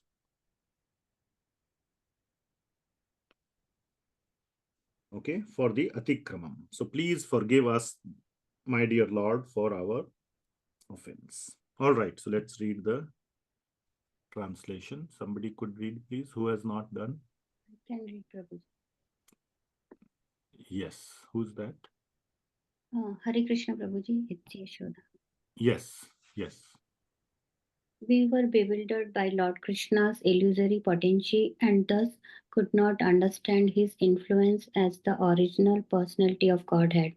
Now we hope he will kindly forgive our offense. All right, thank you, Mataji. Okay, so they are asking for forgiveness. Chalo, last. Now let's say Lord has forgiven. Chapter is over, done, the end. No. So what do you think now the Brahmanas should do?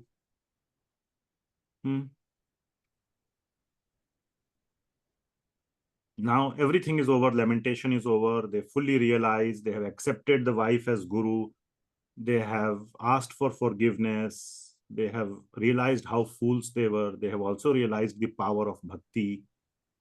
All the things have happened. Now what next? They should Try to go. go back. They should go and ask Kshama. They already did right now.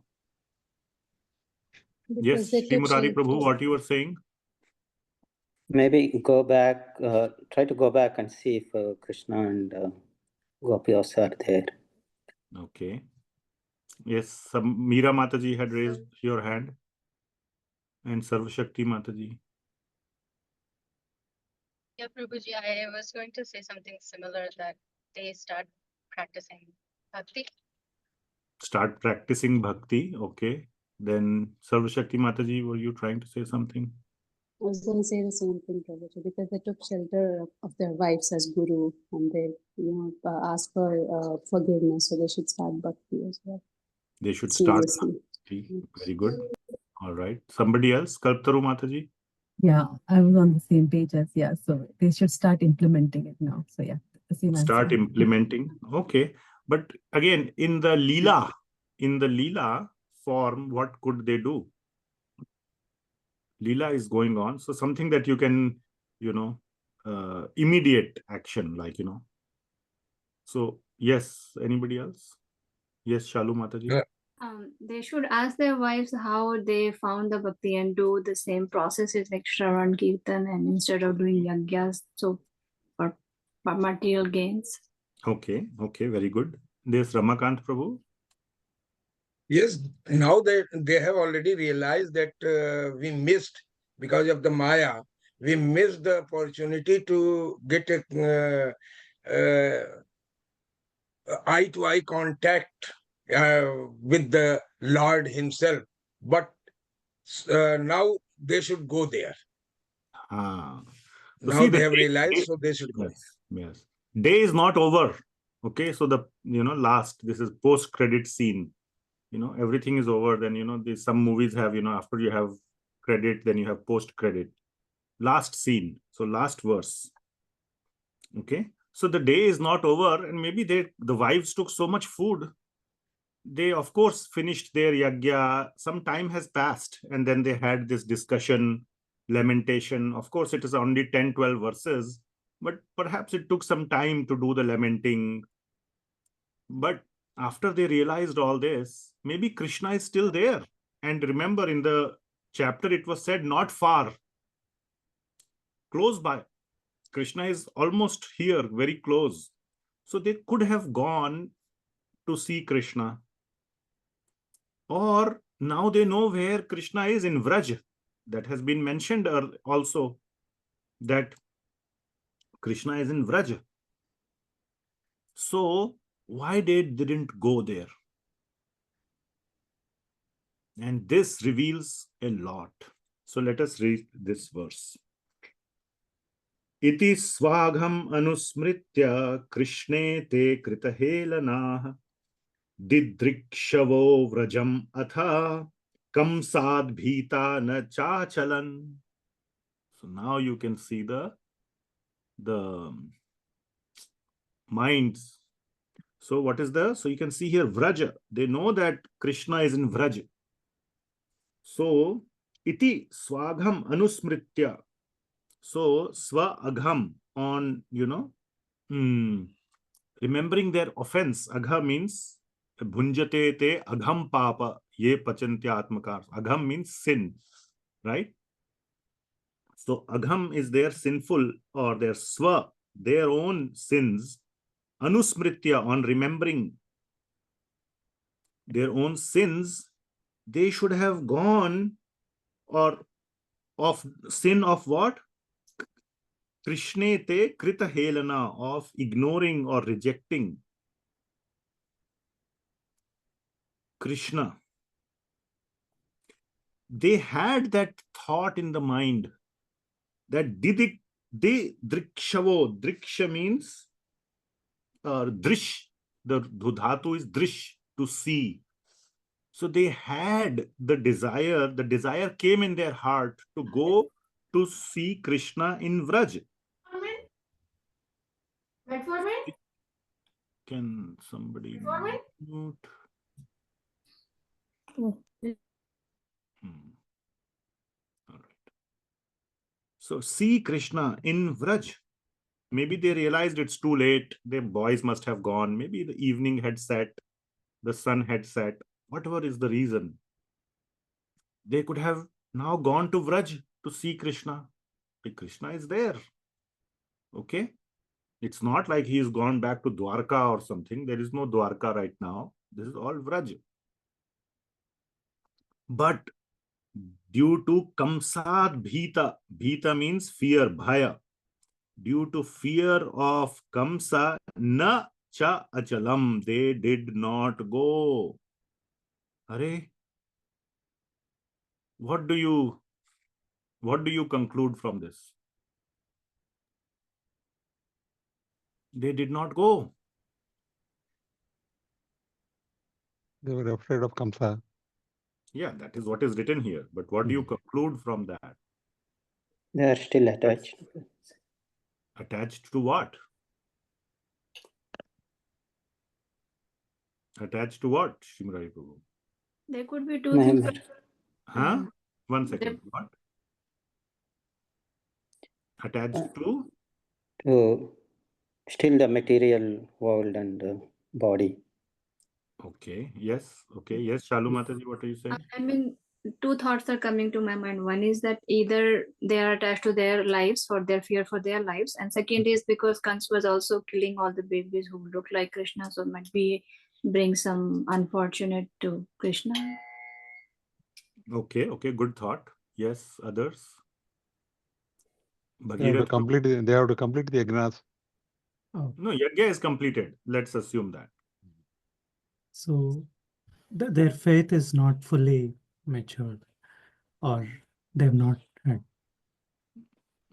reached that level of faith, probably. That's your conclusion. Okay, yes, Archi Mataji. I think they are attached to their position in Kamsa's court, maybe. I was just thinking. Okay, that's another point, that maybe they have some post in Kamsa's court. Okay. Sarvashakti Mataji. I was thinking, Prabhuji, maybe they don't have firm faith because fear and faith don't coexist, right? Sorry? I was thinking maybe they don't have firm faith because fear and faith don't coexist. If they have firm faith, usually they shouldn't fear, like Brahmana Patnis, they didn't fear for Kamsa, they just fell. Yeah, yes. Okay, very nice. Ramakant Prabhu? Still, they were in confusion about their devotion because they were not fully devoted to the Krishna.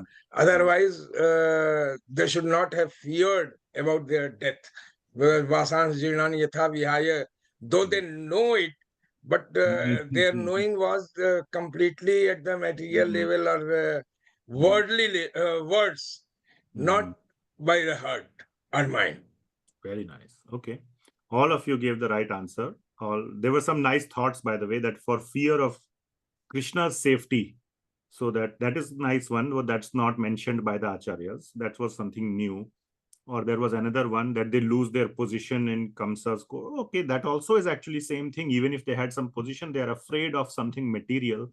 But the main thing is they are afraid of their life. Because this village is closer to Mathura. So, maybe that Kamsa will know, have more of his spies or jasus, whatever, his people looking who is the rebel. So many things, thoughts come to the minds. But the point is, this is also a point of contrast between the wives and the husbands, the Brahmanas. The wives gave up everything. Right there, it was, as they say, clear and present danger. Right in front. Here it is a maybe. Maybe if Kamsa knows or comes to know, he will kill us. Call us traitors, treason. Capital punishment for treason he will give. Maybe, but there the husbands told the wives, if you leave, never come back. And these are just simple village women. They have nowhere to go. In the forests, animals will eat them. They have no protection. Still they left everything, including they left the fear of their life and ran to Krishna. Completely ran to Krishna. Not any. What do you think? Kamsa would not know that these are the wives of the Brahmanas? They would go back and torture. They would kill the wives. Kamsa is such a cruel person when he can kill babies. Small babies when he can kill. Through Putana, what to speak of the grown-up women? He's not going to think, oh, these are women, let me, spare them. They had a pure devotion. So the conclusion is that the devotion of the Brahmanas was not fixed yet. And the important learning is, sorry, what happened? Yeah, the same page got copied. I wanted, what?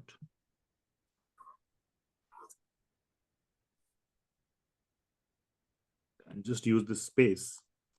There is a gradual, bhakti is gradual.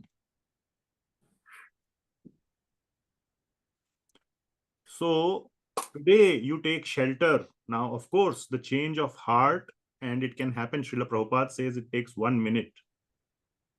But that is in extreme cases, like in Khatwang Maharaj case, one muhurta is still 48 minutes. But anyway, in most cases, and we are talking about the Brahmanas. Now, Vishwanath Chakravarti Thakur or Jiva Goswami, or I can't remember which one, it seems they say, because in their samadhi, they can see what is happening. They said the Brahmanas were having discussion. Some were saying, let's go. Some were saying, no, let us, stay back. So there was this kind of a debate going on. Let's go to take darshan of Krishna. Our wives have taken. Why should we miss? Right? So it seems that the group which was saying, let's not go, otherwise Kamsa will come to know and he will kill us, that group won. And of course, nobody went. They all were able to convince the others. So there were some whose conviction was strong. There were others whose conviction was weak. There was a mix, our acharyas explain. But the point is, in general, bhakti is gradual. And therefore, don't expect overnight results. Keep doing your bhakti. The wives were doing bhakti from who knows how long. How many years they were hearing Krishna Katha? Many years. With strong determination, not mechanical. So that is the one of the message. So, but the conclusion is the Brahmanas, even though they are saying all these things, that this is the same Lord Krishna, just now, this is the same Adi Purush. How it is inconceivable to understand that they are afraid of their life. Huh? After having known, it's like saying, like, I have the protection of the US Secret Service or whatever. I am going along with President in the Air Force One, and I am afraid, oh, Air Force One will crash. That is the most secure aeroplane in the whole world. How will it crash? So they had some doubt still. So just the realization, even though it may be such a huge realization, we must practice this. The focus is on practice. And what is the Sanskrit for practice? Not abhyas. I'm looking for different word. Perseverance. I'm looking for Sanskrit word. You are saying perseverance. Oh, sorry. Sadhana. Sadhana, yes. So we must do strong sadhana bhakti. We must do very strong sadhana. Now, of course, I do not have that conviction like the Brahmanas had, that he is the same Adi Purush. But even in that case, when you need sadhana, what to speak of me, who does not know fully that he is the same Adi Purush, or he's just a blue boy in a picture, and maybe everybody is trying to fool me. Even if Krishna exists or not, there is some doubt in my mind. I'm 99.99% sure he exists, but still there is doubt. Otherwise, why there is attachment to all the material things? So strong sadhana, there is no substitute for that. One must do. So the Brahmanas must have done sadhana for some time, long time, and then they can reach the level of their wives. Okay, so that is the learning from here.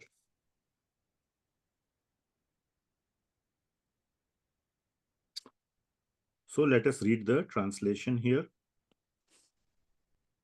Okay, Sarva Shakti Mataji, can you read? If you are there. Sure, Prabhuji. Thus, reflecting on the sin they had committed by neglecting Lord Krishna, they became very eager to see him. But being afraid of King Kamsa, they did not dare go to Vraja. Thank you. They did not dare go to Vraja. So this shows their little weakness, but because the Shraddha is very new, very fresh, so it needs time to become strong. Okay. Now, just last point, connection with Govardhan Lila. So now there are three entities, three categories, okay, of devotees that we are going to see. All right. So I'll just, why it's adding a whole page? Add page. How do you add page to outline? What?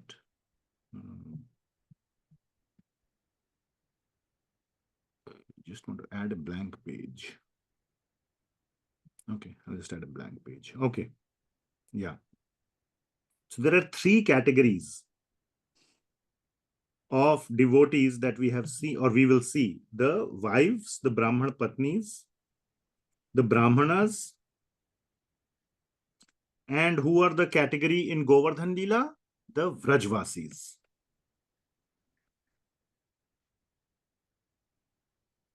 So that is the contrast. So the Brahmanas, we all understand, they had no faith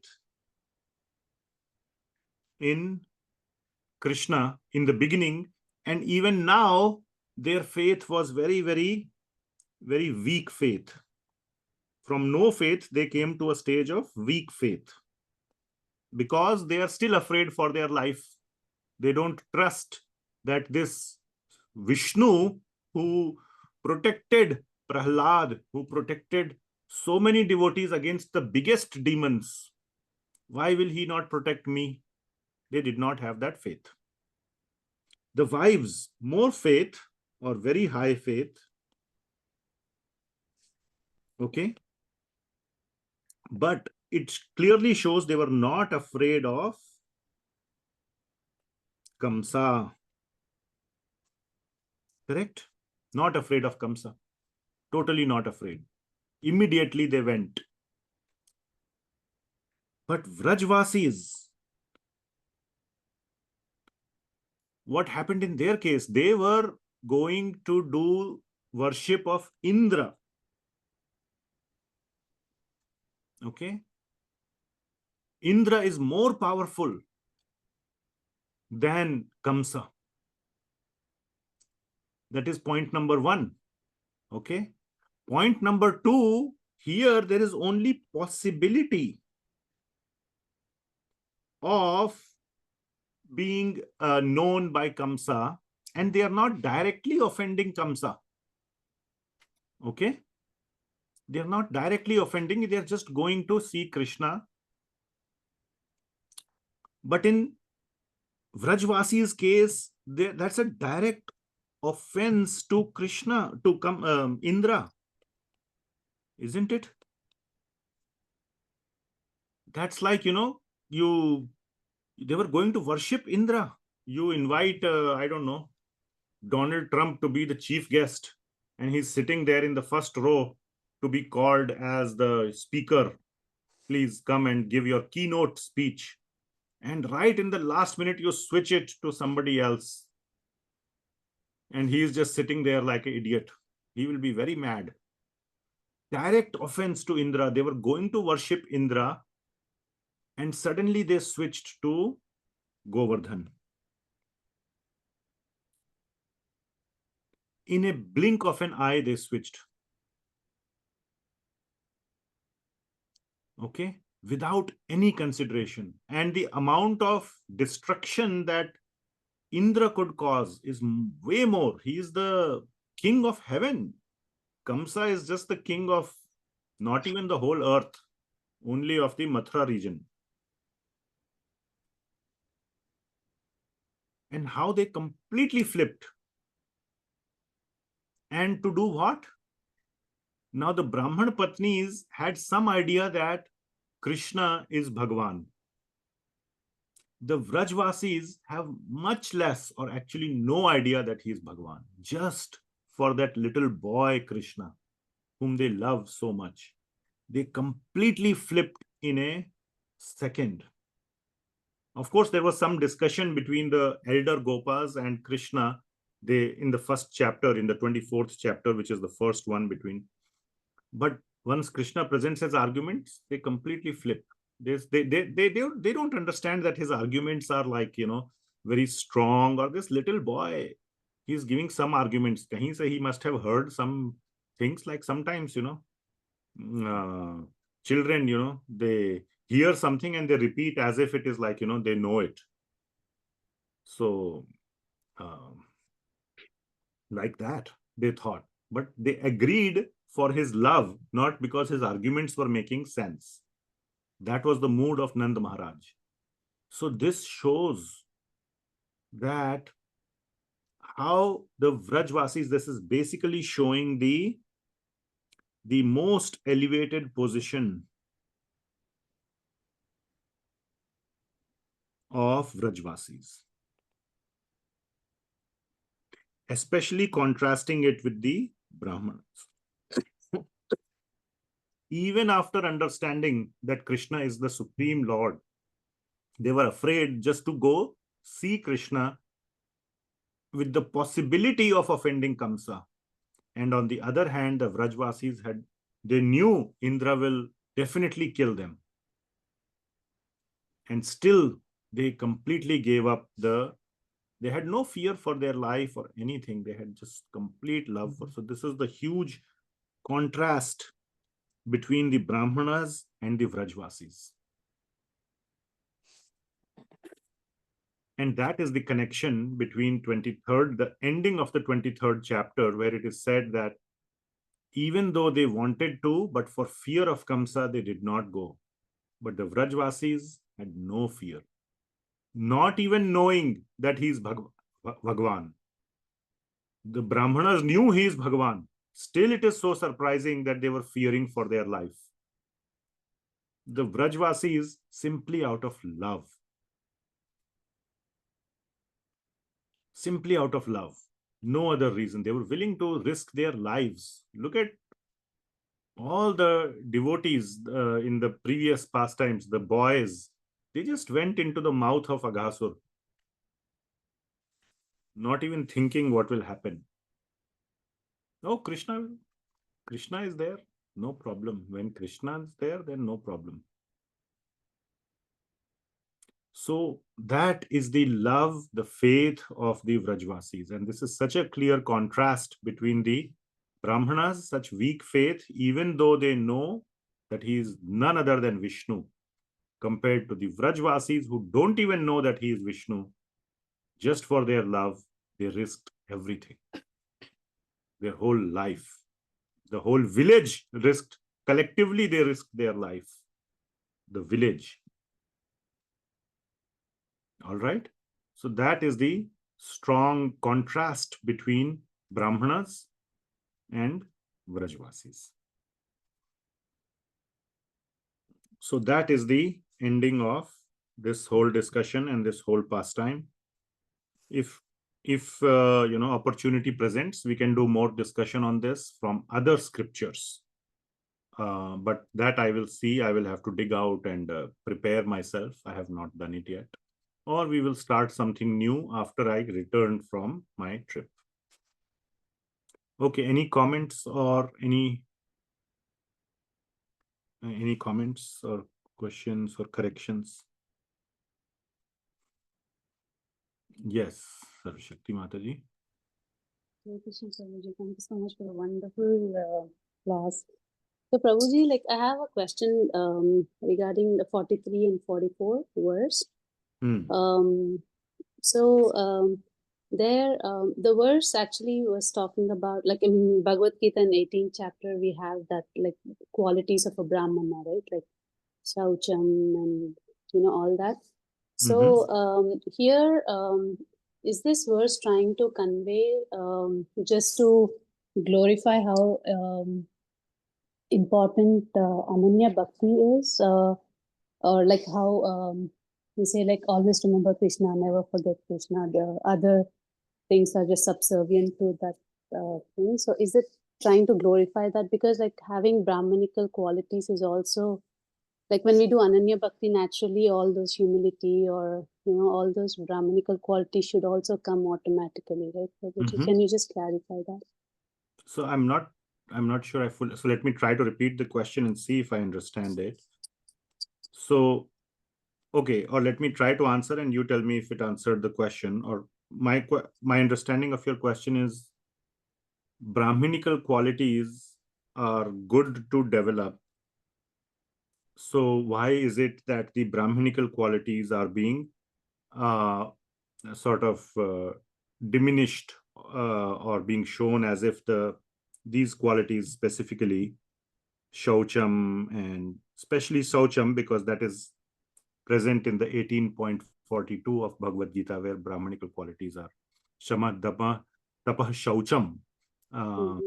What is that? Arjav, Shama, Dapa, Tapah, Shaucham. What is that? Somebody can tell me. 1842. Shantir Arjavam Evacha. Shantir Arjavam Evacha. Yeah.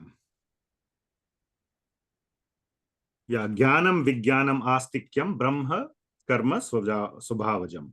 So here we have Shaucham. So your question is that what is the problem, or why is Shaucham being mentioned here as something that is undesirable? Is that your question? Yeah, is it not necessary to have those qualities? Because like even for second initiation, like for Brahmanical initiation, or like they say that these qualities are not mandatory but like important. They have this importance. Yes. But here in this verse, it says that Ananya Bhakti is the main thing. The other if they didn't have anything, and they're just my question is, are they just not just to glorify Ananya Bhakti? They're just like these qualities are not given importance in this verse, or like, or is it really not necessary if we have Ananya Bhakti? Yes, the answer, okay. So now I understand. So the answer to the question is, it's really not necessary.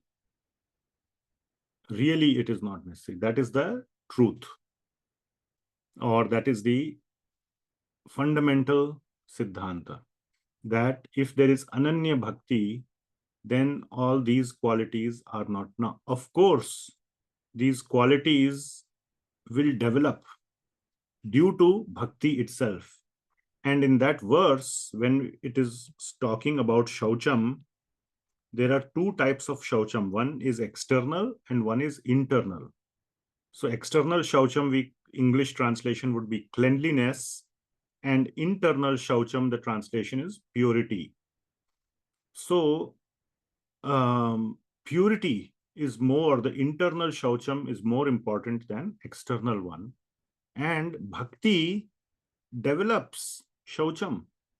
Now, there are some devotees, very, very, very advanced devotees, in whose case you can say that, oh, the internal cleanliness will definitely, they'll be very, very pure from inside.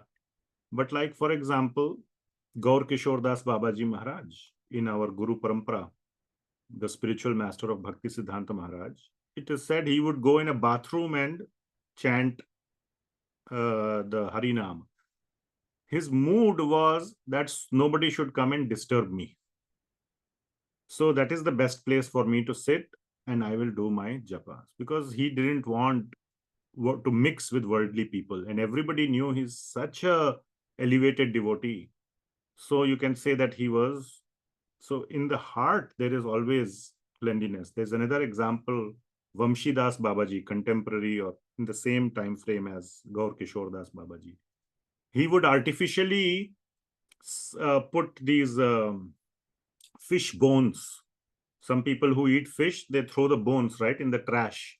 He would go pick the fish bones from the trash and put it outside his house, so that people will say, oh, he's eating fish, he's a pretender, and they will not associate with him. So to keep the worldly people away, and they would remain unclean. Now Rishabhadev, 5th canto, example, he's himself Lord Krishna or Lord Vishnu. He's an incarnation of Lord Vishnu, Rishabhadev. You have read the pastime of Rishabhadev, 5th canto beginning, father of Bharat Maharaj. The whole deer pastime happens, right? He, after instructing his 100 sons, among whom Bharat Maharaj was one, he became Avadhut, and it is said he would roll in his own urine. So dirty. So yes, the answer is that external cleanliness. Now so another point is, those are just exceptions. That is not the rule. Once one is a devotee, it makes you even externally very clean. Have you heard anywhere the Goswamis, other previous, of course, keep aside Gaur Kishore Das Babaji, that also he was doing it to keep other people away, not that he liked to sit in the bathroom or toilet. But all these other acharyas, they were very, very clean. All the, they would be simple in their hut, but very, very clean. So bhakti gives rise to cleanliness, definitely. So that is the understanding. Now you brought up a couple of other points for second initiation. We talk about cleanliness and all that. That is because our situation is that we are not doing such strong bhakti. So it is not expected that bhakti alone will give that cleanliness bring that cleanliness or shaucham, internal or external, in our life. So we have to put in our effort to develop Brahminical qualities, because it is a forcing function to get out of rajas and tamas. So we develop Brahminical qualities because it is said that the mode of goodness or the Brahminical platform is the best for bhakti, because our mind is also clean. The cleanliness begins in the mind and then goes in the body. So many people do many unclean things. Unclean just doesn't mean not having taken a bath, but unclean can be so many other things: going to unclean places, mixing with unclean people, eating from unclean, in unclean situations, eating unclean things or dead things. All those things create the lack of shaucham. So we put our effort to bring shaucham in our life so that our mind, our physical situation can be conducive for performing bhakti. And so we, because we are not ananya bhakta, I am not an ananya bhakta, I must put effort in bringing shaucham in my life. But for an ananya bhakta, for a pure or for a very fixed devotee, it doesn't matter. Bhakti will bring shaucham in their life. So I hope that Yes, Prabhuji, thank you so much. We covered all aspects of it. Thank you so much. Hare Krishna. Okay, thank you for the question. All right, anything else? Anyone? Okay, then we will stop here and we will continue after a couple of weeks. We'll not have this discussion while on my travel. So we'll see you all in some weeks with a continuation or conclusion on other scriptures of this pastime or some new pastime. Thank you very much. Granth-raj Śrīmad Bhāgavatam ki jai. Jagat Guru Srila Prabhupada ki jai. Hare Krishna. Thank you, Prabhuji. Thank you, Hare Krishna, Prabhuji. Hare Hare Krishna, Prabhuji. Hare Thank you Krishna, so much. Prabhuji. Hare Krishna, Hare Mataji. Krishna. Hare Krishna, Thank you so Paramaji. much, Prabhuji. Hare Krishna, Prabhuji. Hare Krishna. Mataji. Hare Krishna, Prabhuji. Thank you. Hare Krishna.